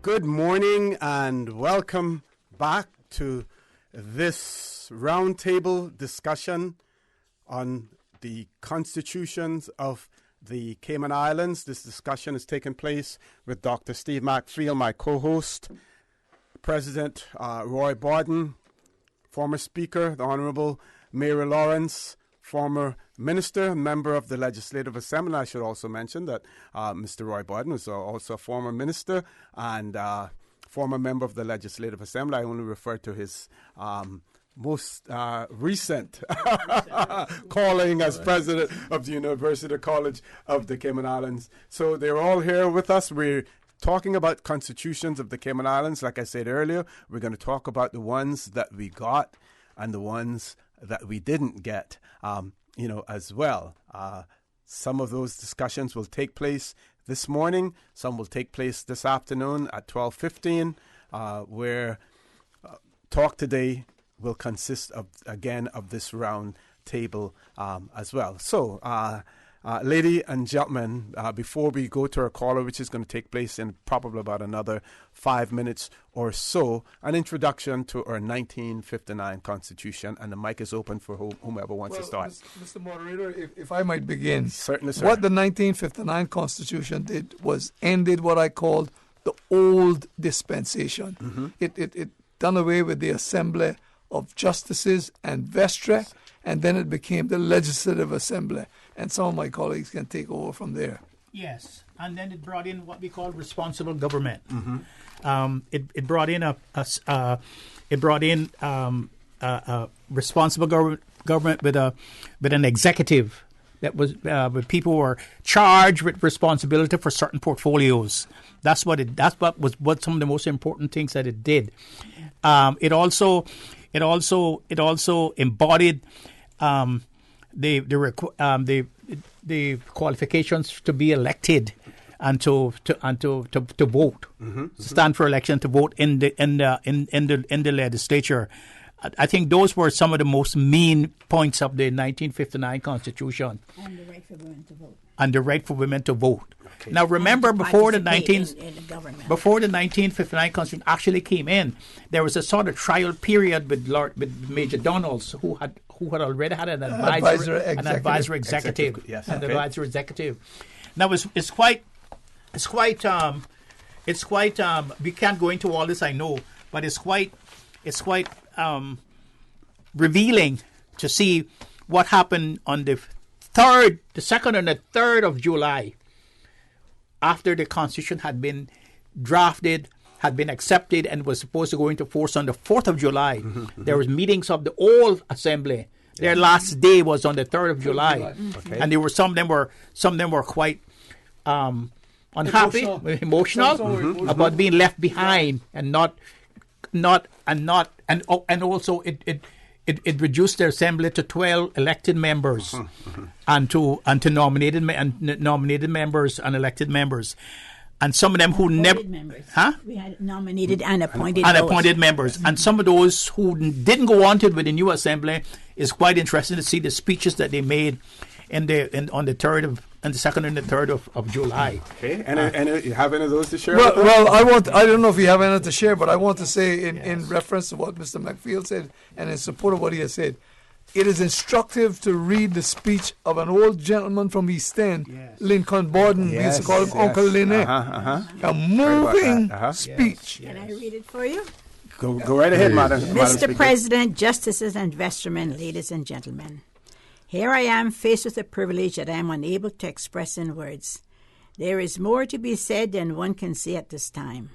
But these few words I want to leave with the people of the Cayman Islands.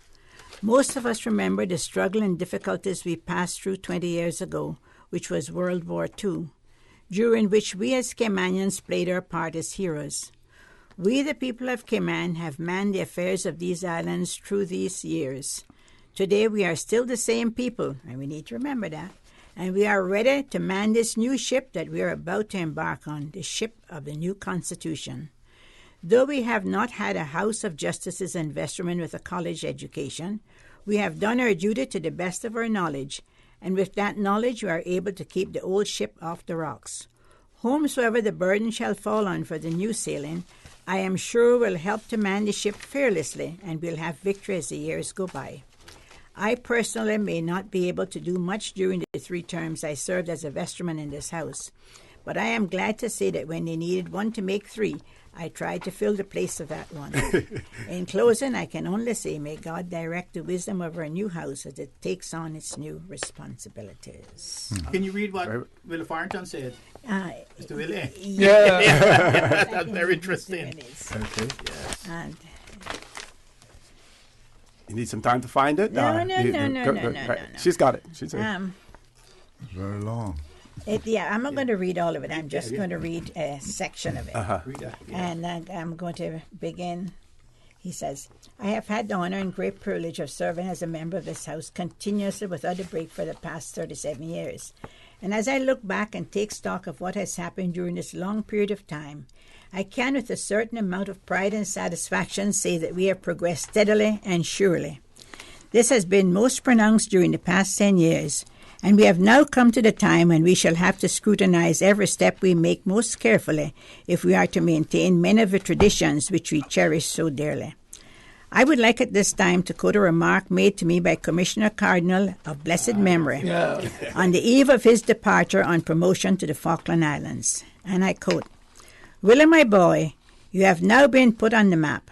For God's sake, promise me you will not allow outsiders to come and take this beautiful island away from you. Read that again. Please read that again.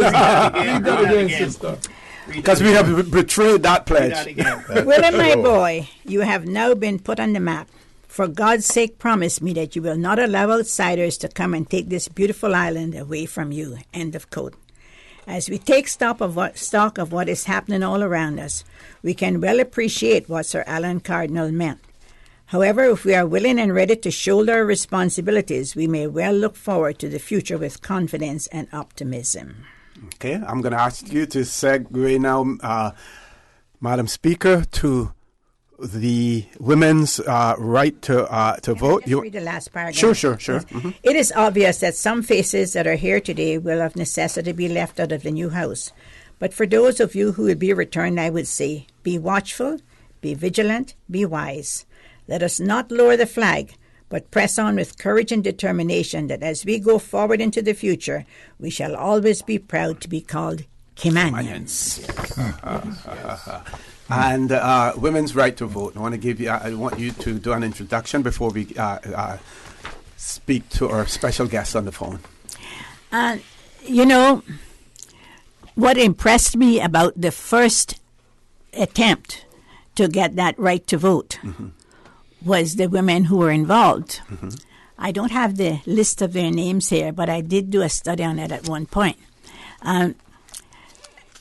There were women, most of them were wives of the men who were sitting in the house. And you have to understand that although they were prominent women in the society, and a lot of and a number of them were people who worked for their businesses, the fact remains that these women really went out on the limb because they had to face their husbands when they came home, whether they were in the house or in a business somewhere. And so you had people like Mr. George Marion's wife. They were Seventh-day Adventists. They did not mix in politics anywhere. And here she was, one of the signatories to that bill. There was Will T. Bodden's wife. Again, that church did not mix in politics, but she was there advocating that the women have the right to vote. You know, when you go right down the list and you realize that they must have really wanted to make a statement when they wrote that letter to the Legislative Assembly saying, we want the right to participate in government. And they really stuck their necks out. And not only that, you have to also understand that the people who were working for them in their stores and their businesses also stuck their neck out because the men were supposed to be in control of those businesses and they could fire them when they came back that evening. So it was a big statement. And I know we make a lot about the women who went later on and walked the streets of Cayman and brought the people together to actually get the act done, the law done in 1958. But those people who began that movement really stood up in the face of something that women never ever thought of being in. Politics? No, they never ever thought of being in it. And it made a big statement when they did. And Miss Georgette was one of those people because Miss Georgette was, at that time, she was one of Triple C's graduates, and which was run by the Church of God. And again, they weren't supposed to be in politics either. None of these women were supposed to be out there in making a statement in public about what their opinions were with regard to the way the men were running the country. Well, let's hear it. Let's hear it from the horse's mouth. Good morning, Miss Georgette. In the studio, I have with me Dr. Steve McField, President Roy Bodden, former Speaker, the Honorable Mayor Lawrence, and former Minister, Mr. Gilbert McLean. Good morning, Miss Georgette. Good morning to all of you, and God bless you all. And I am so proud to be able to say I have a framed copy of it in my living room. Excellent. And I am number 7. Number 7. Yes. We're going to give you an opportunity to tell your story, and if you want to comment on some of the things that Miss Mary said in terms of, some women weren't expected to be activists and be involved in politics those days. Let's hear from you, Miss Georgette. Let's hear your story. Well, we had just graduated from Triple C School's first graduating class. And in 1947, now this is 1948. And, there were so few jobs around for women. And then those men were up there in the town hall in their white starched shirts and their black suits and making all kind of laws. And we had no part in it. And I was always so nervous and afraid of everything. I don't know to this day how I got the gumption to sign, but I'm glad I was the number 7 among the first 24 to sign. And my dear cousin Virginia Bodden is living in the U.S., so I know she's still alive. I didn't know that. And questions for you, Ms. Georgette. After you, the Constitution came into effect, in terms of your registering to vote? How long did it take after that? And when did you were you able to first cast your vote?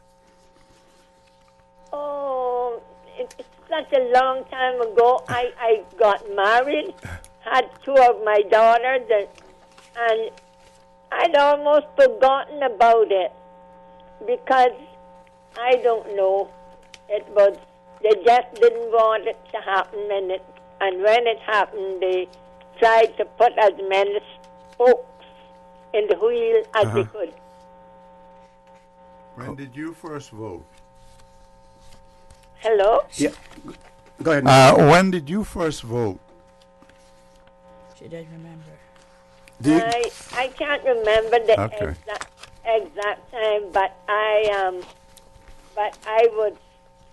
was very proud to be able to cast my vote. Now, did you get any negative reactions from the men after this petition was circulated, and any rebuffing or anything from your male counterparts? No, at least if it happened, it was well covered up. It wasn't something that was, really out in the front.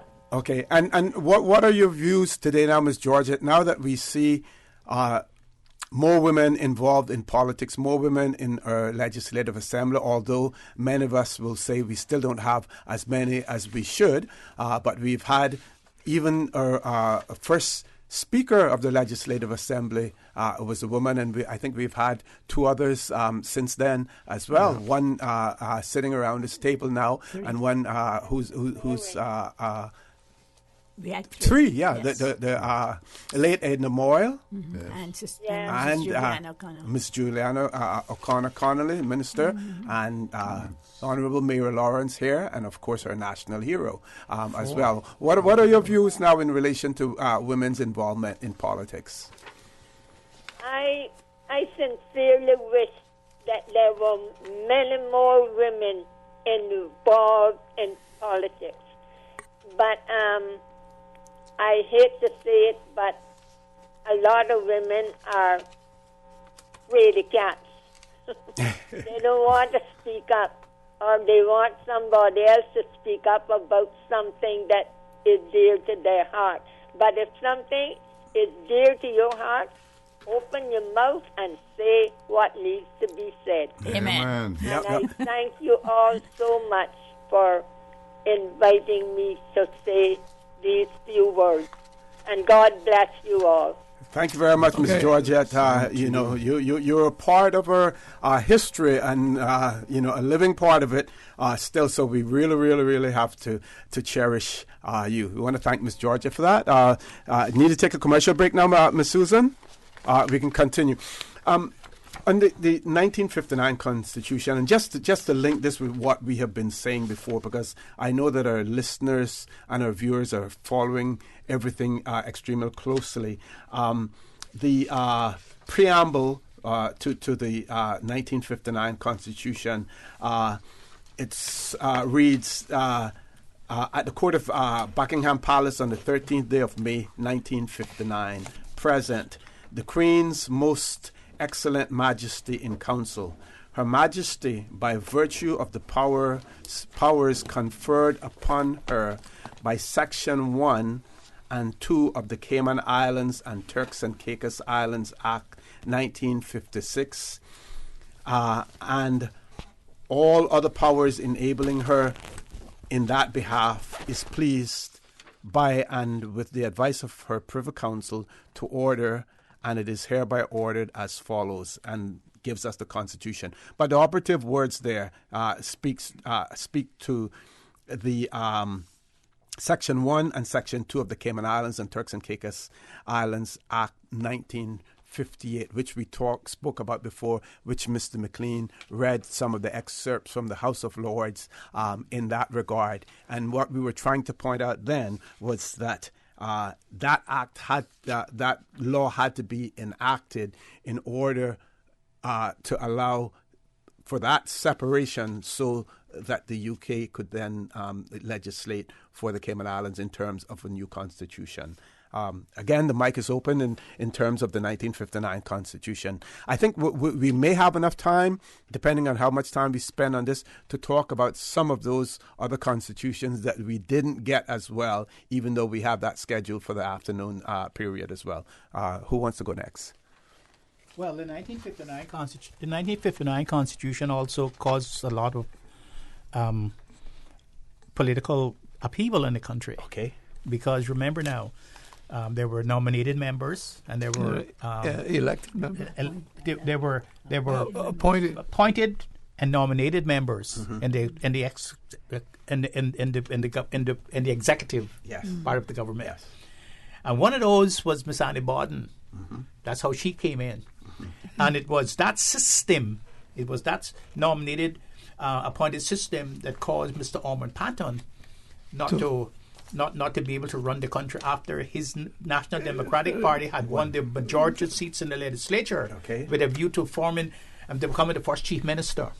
It was that system that kept him out of the legislature because you had to become a member of the executive council to be able to have any power. Well, it was that system too that later on brought about the conflict where they got together with the commissioner and placed the civil service under the commissioner and gave him the power of the civil service to appoint, to fire, to hire, to do whatever he wanted, to remove the different allowances that were given to them if he wanted to do so, whatever power. And that was the one that Mr. Warren and them brought, the motion against them, the no confidence motion. Yes. Okay. So there is, our history is an extremely interesting one.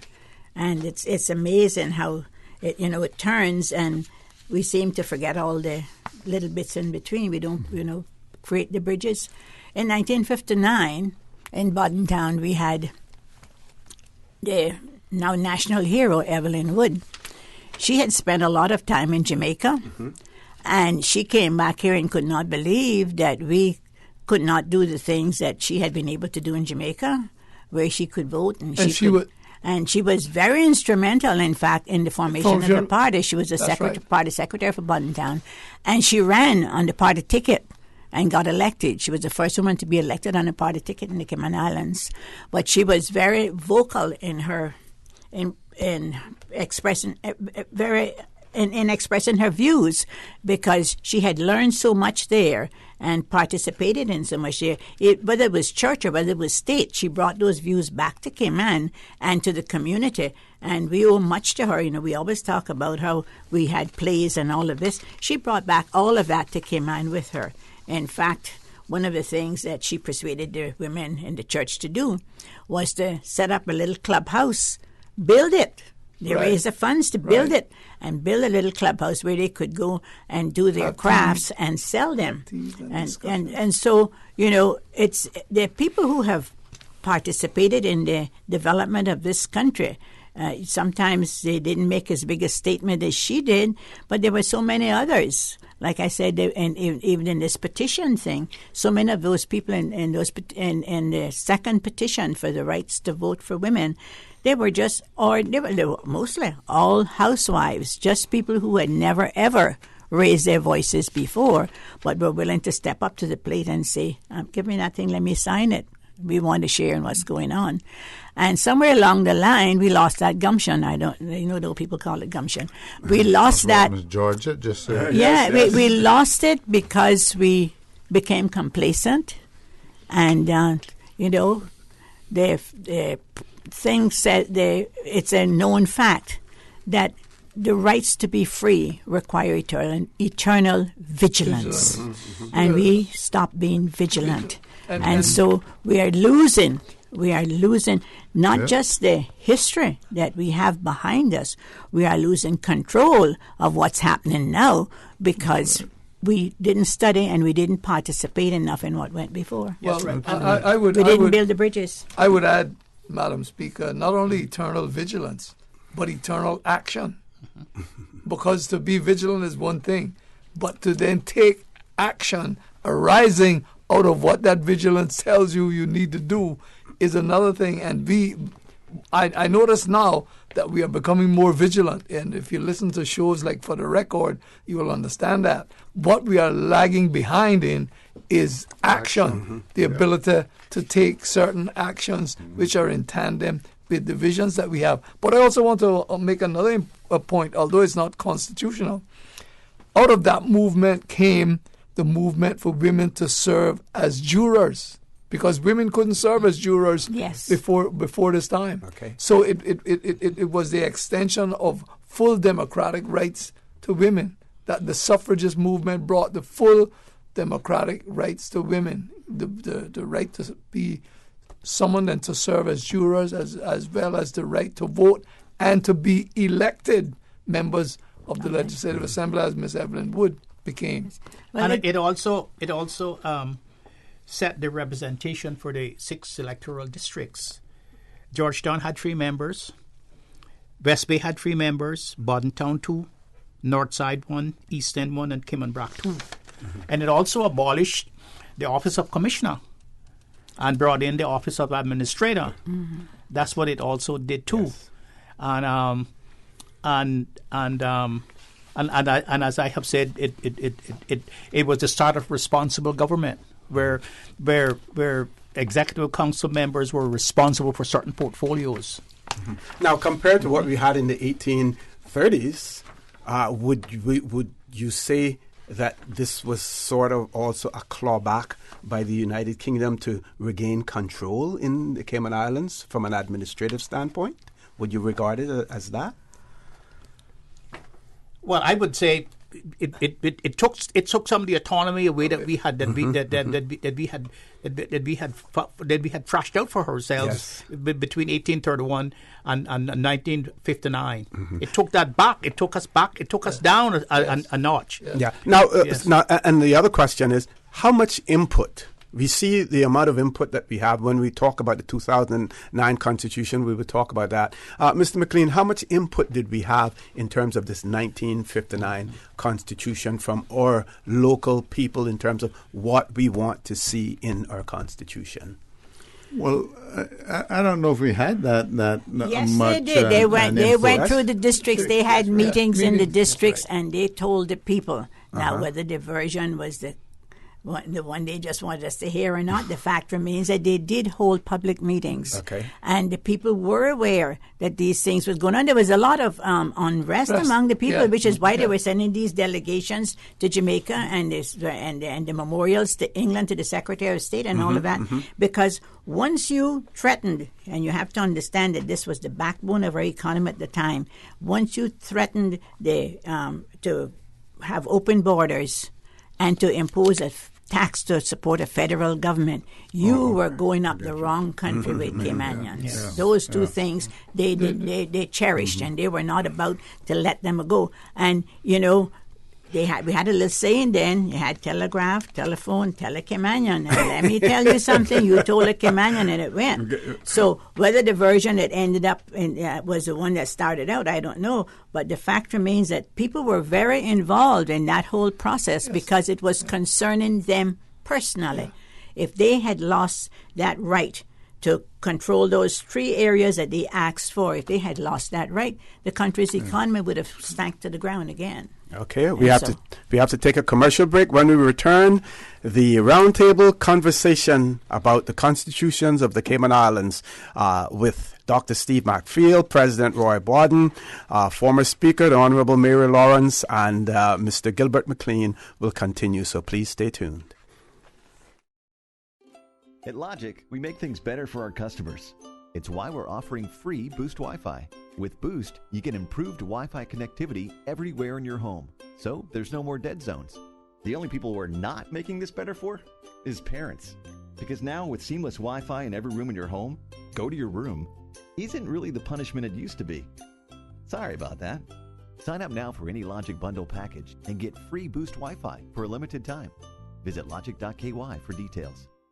Remember to discard all fresh fruits and vegetables, meats, all foods in canisters, dented, leaking or rusting cans after they have come in contact with floodwater. Also discard foods that are stored in cardboard boxes, paper foil, cellophane, and cloth, as well as those in open containers and packages. For more post-hurricane food safety tips, visit DEH website at deh.gov.ky.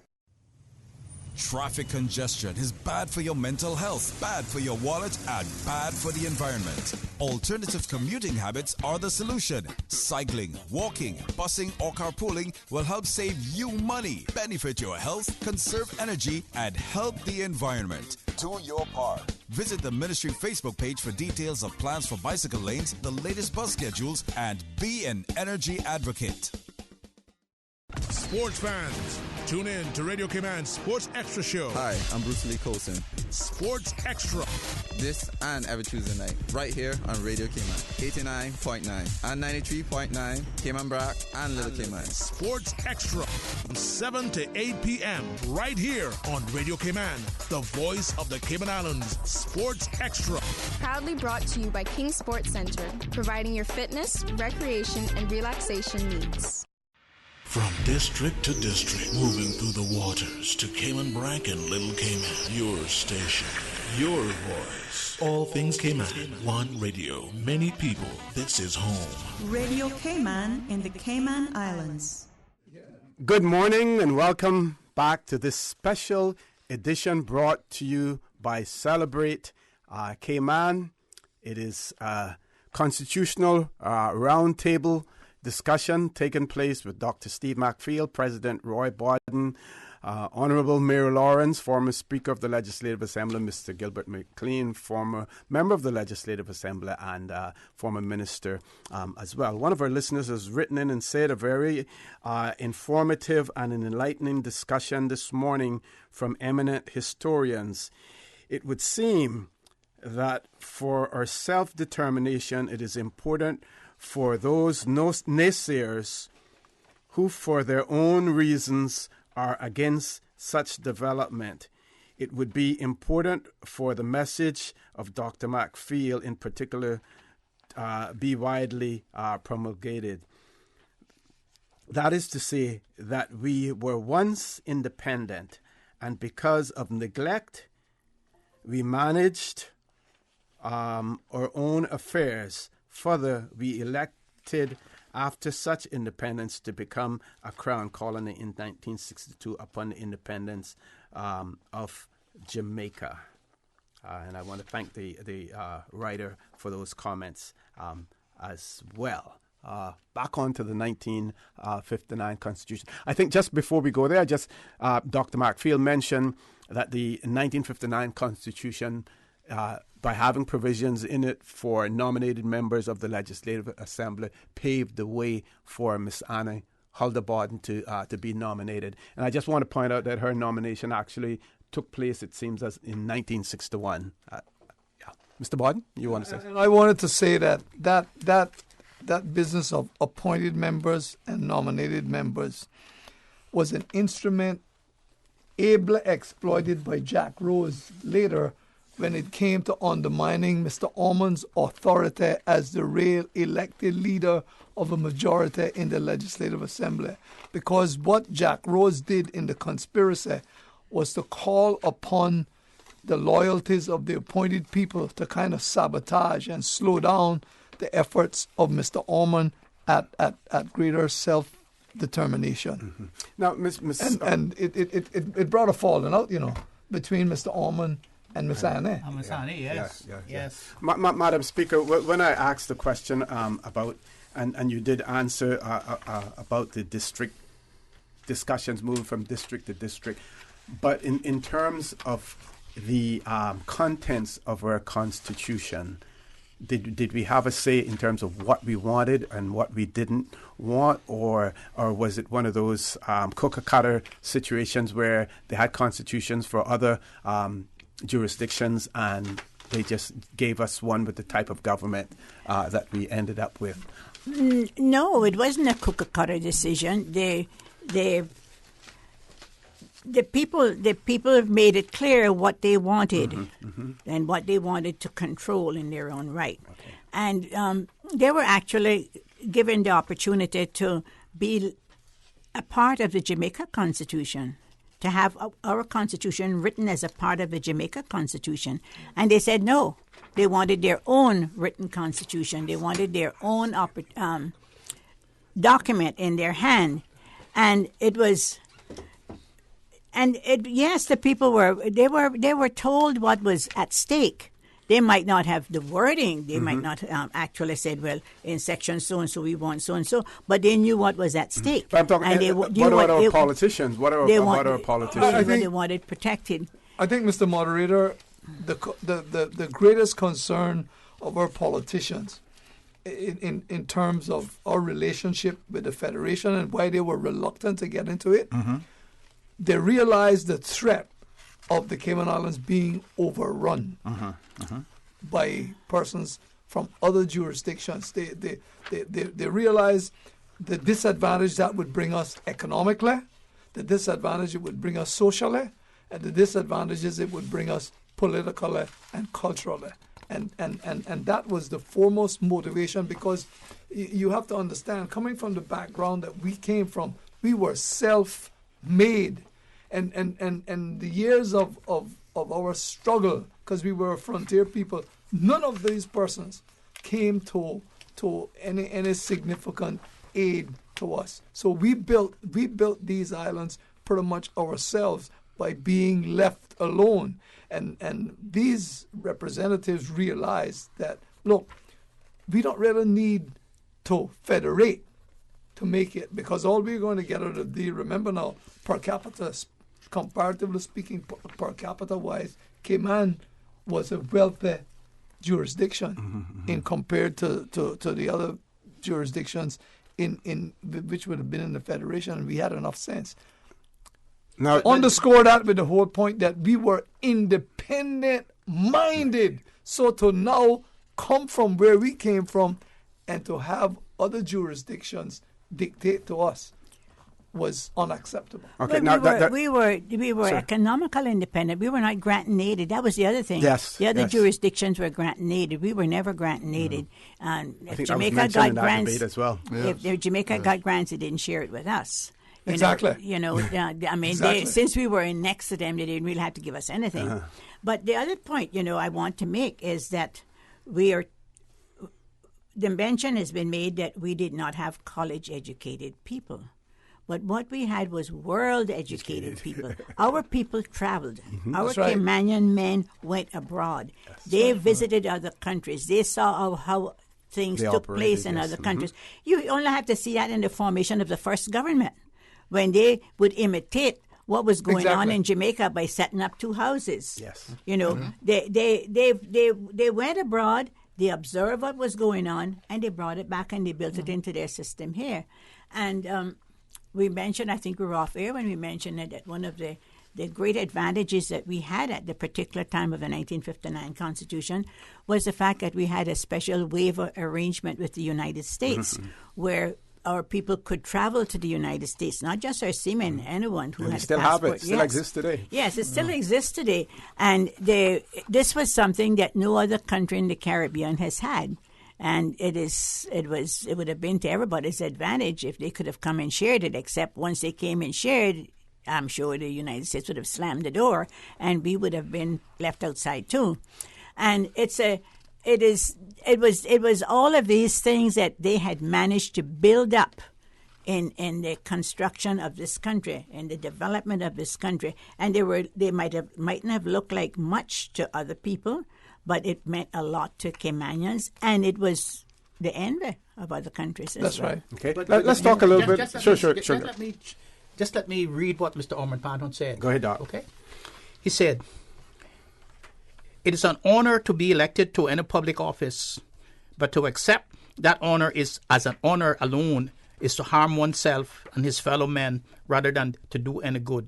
And I say to you that in the days ahead, each and every one of us must put on his sinking cap, take up his armor in the name of honesty, justice, and integrity, for we are entering upon a crucial time of our development, A time when suddenly all can be changed from good to bad by the crave of power, fed to lucre or personal gains. By the same token, many of those vultures may come before you, as if were in cheap clothing, promising you anything, most which they have no intention of fulfilling, even if it were possible to fulfill them. It is in that direction that I am trying to lead your thoughts. You and I have stuck together through thick and thin in the past, and what has been achieved is to the complete satisfaction and good of all, and what's more important, we are all happy about. So let us therefore look forward in the same spirit to strive to do all the good for all the people at all the times. Now, can we talk a little bit about we go back to Federation and what we ended up with in terms of our 1959 Constitution. There are some people who applaud the role that Dr. Roy played in it. There are others who said that he exploited the whole situation, especially the Dr. Roy McTaggart, especially the part as it relates to seamen. And by being a part of the Federation, it would mean that all of those other countries would want to share in the privileges that we had.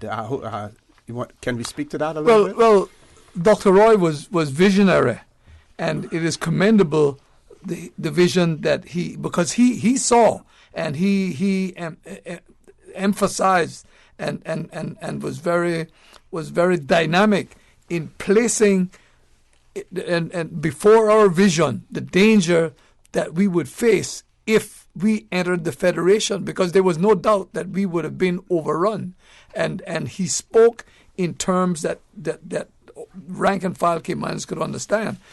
The Federation would be a threat to the livelihood of our seamen, and as particularly as it's related to our relationship with the United States. But you have to also recognize that having been said, Dr. Roy had his own personal ambitions. Mm-hmm. Dr. Roy was one of the foremost merchants. And when it came to the Legislative Assembly, the merchants controlled the assembly. Mr. Ormond Patton was not of the merchant establishment, although his father was in the merchandising business. Yes. And Mr. Ormond, by his affiliation with the rank and file, was seen as a threat to people like Duke on Merrin and Dr. Roy McTaggart. So now, when it came to Dr. Roy's association with Mr. Ormond Patton and the NDP, by my own judgment, was a relationship of convenience to Dr. Roy. He wasn't really and truly for the objectives that Mr. Ormond was for. Okay. And he, remember, because he was in that conspiracy with Jack Rose to undermine Mr. Ormond when it came to ultimate political leadership, even although he was a member of the NDP, which gained the majority in that 1962 election. Okay, now I know Dr. Steve McField was a strong disciple of Mr. Ormond Patton, and we're going to take a commercial break. When we return, I want him to relate some of his stories to him. We'll have about 12 minutes after that, and I want to give everyone an opportunity to have some more comments in relation to the 1959 Constitution as well. Folks, please stay tuned. We will be back shortly. When a storm is approaching, be sure to not only stock up on drinking water, but also non-drinking water. This is water that can be used for cleaning and washing. You can store non-drinking water in clean bathtubs or other large sterile containers.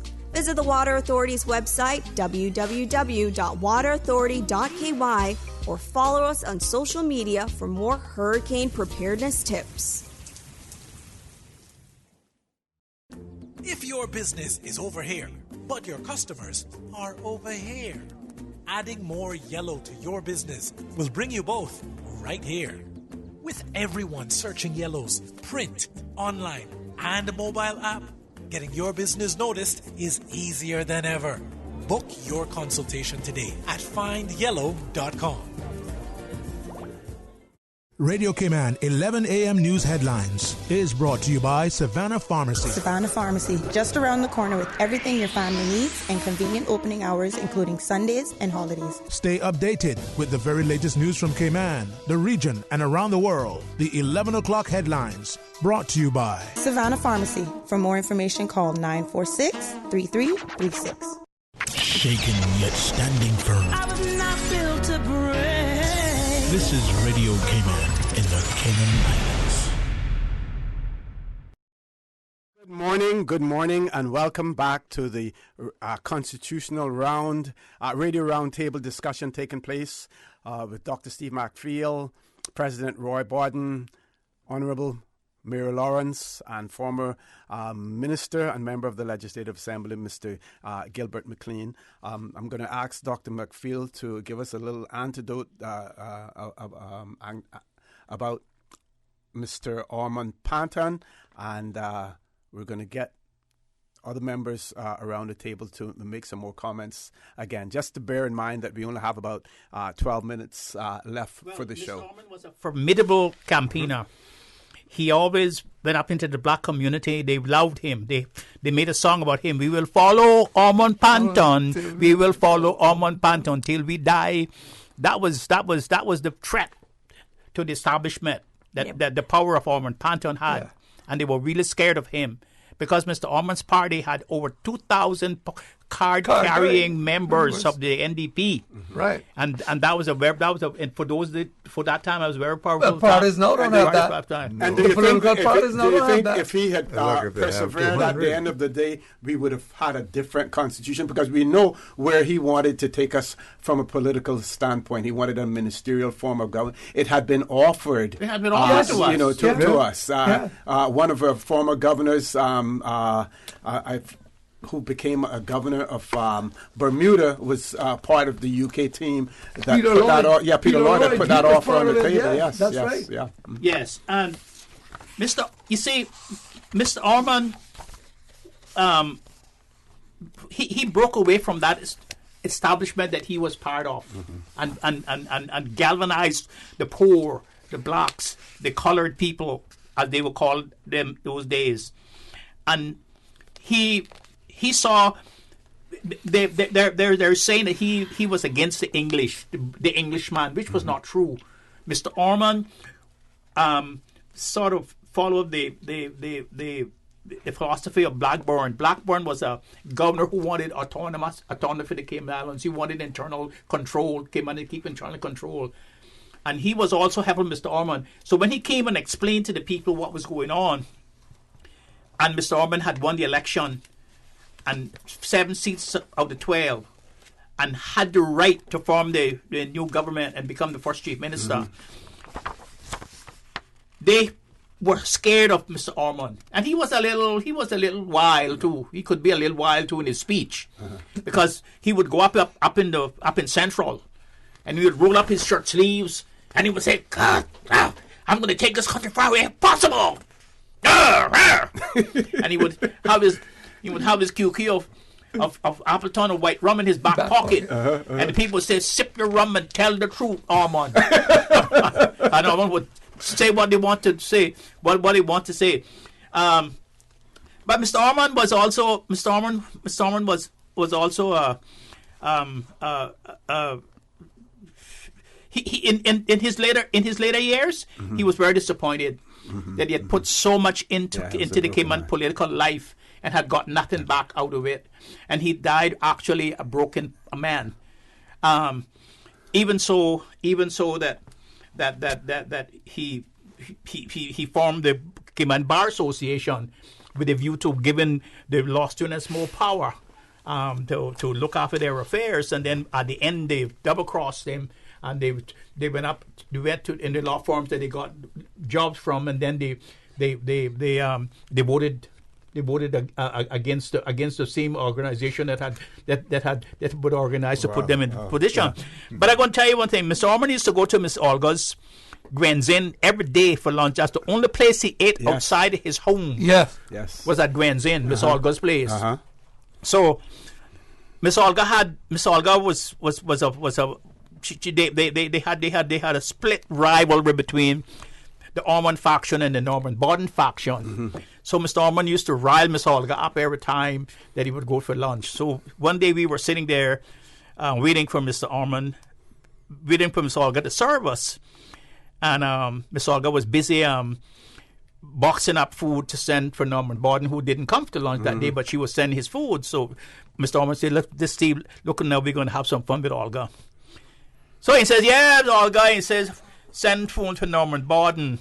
And he says, why he can't come up here to you to get his lunch? Like me, McFeel come to get our lunch every day. She says, you know why he can't come to get his lunch from you, Olga?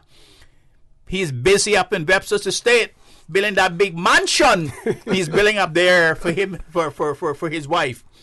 And she said, that's the reason why he can't come up here. He's too busy building the mansion. Don't remember you now. But so he's sending message to get his food. Miss Olga flew out of that kitchen and stood in Kimbo and said, not true, Mr. Ormond. Not true, Mr. Pano. Not true. He say, he's not building no mansion. Say, Mr. Norman told me he's just building a small 2-bedroom house for him and Jin. It's not true. Madam Speaker, you have a different viewpoint in terms of the motivation behind Dr. Roy's action when it came to the Federation. Yes, there has been, everybody has a different viewpoint, I suppose. But Dr. Roy, there were two different men seeing the same object from two different viewpoints. And I was a member of that political party. Okay. And you talk about Mr. Ormond's song, but up in East End they sang, Hail the Man. That was a big thing for Mr. Warren, because he was a deputy in that party. Mm-hmm. But when Mr. Ormond looked at it, he looked at it from a political viewpoint. And sometimes we all tend to look at things, blinkers on, we only see our own viewpoint. And Dr. Roy looked at it from an economic viewpoint. And he was not involved with the seamen as such, but he knew and he could see that if that pillar of our economy fell, their businesses were going to be in trouble because Caymanians would have no money to buy. And this was the first time the country had any stable economic growth, was during the time when the men started going to sea and they sent that little allotment home, and everybody started building a little house, and everybody could go and get a little credit and pay their bill, because before, when we had a little turtle in business, when the men came back, they owed the shipping company money because they said their wives had credited so much. So there was all kinds of reasons why. But they also have to understand that when you talk in language that the people understand and you talk clearly, they absorb it a lot better than when you shout and yell. Mm-hmm. And I've been in politics in this country from, I won't tell how long.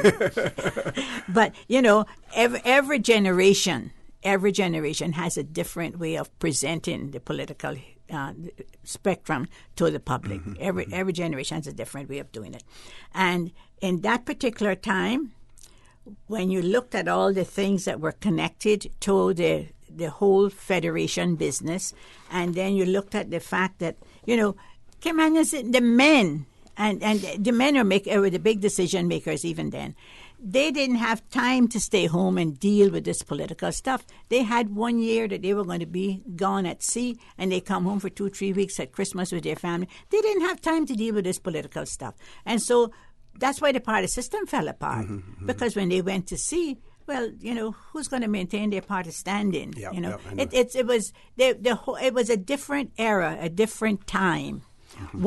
What has happened over that period of time since then is that we didn't maintain the momentum. Okay, the people who came along were not strong leaders that told the story and carried the momentum forward. Yeah. And I think that Dr. Roy had a role to play, and he played it well. Yeah, Mr. McLean. And I think Mr. Ormond had a role to play. There was two viewpoints. Yeah, well, I think there was a contrast between the two men. It's true what Speaker Lawrence has said, but Dr. Roy was more definitely focused towards the merchant side of things, and he saw the the losses that would have occurred there. And even now, I guess it's that way. When you look at the other islands that would have been a part of what we were, look at the numbers, look at the difference in the populations, and so on. We have maintained up until then a very small population, and it would have been, we would have been overrun. We would have been overtaken by those persons who were desperate as such for and aggressive. Exactly, to actually come, and particularly when you look at it from the point of view of the seamen and the men being able to go to sea and what that meant to Cayman.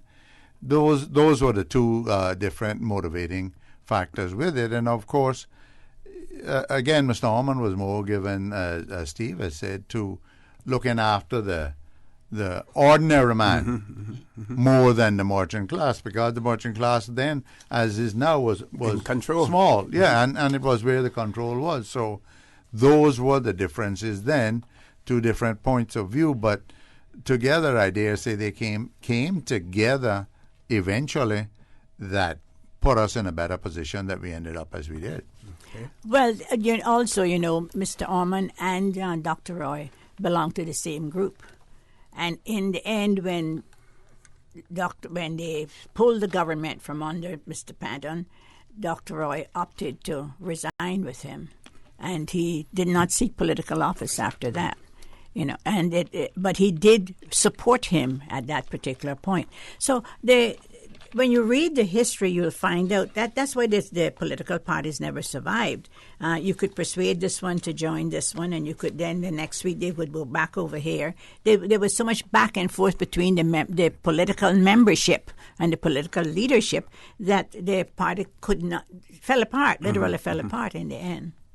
The system fell apart. Okay. Well, I want to thank you all for being here this morning in this very important discussion. I'm sure that our listening and viewing audience certainly appreciate it. I want to welcome, welcome them to join us this afternoon as well at 12:15 during Talk Today. The discussion will continue. We will have, in addition to the guests around the guests that we have around the table. I'm not sure whether or not President Roy is going to be able to make it this afternoon. He won't be able to make it. But in addition to those that we have here now, we also going to have the Honorable D. Kurt Tibbetts along with us, because we will be discussing the 2009 Constitution. And as you know, he was an integral part of those discussions as well. We're also going to talk about constitutional amendments, the constitutions that we didn't get as well. That will include 1960, 1962, 1965, 1972 Constitution, the various amendments to the 1972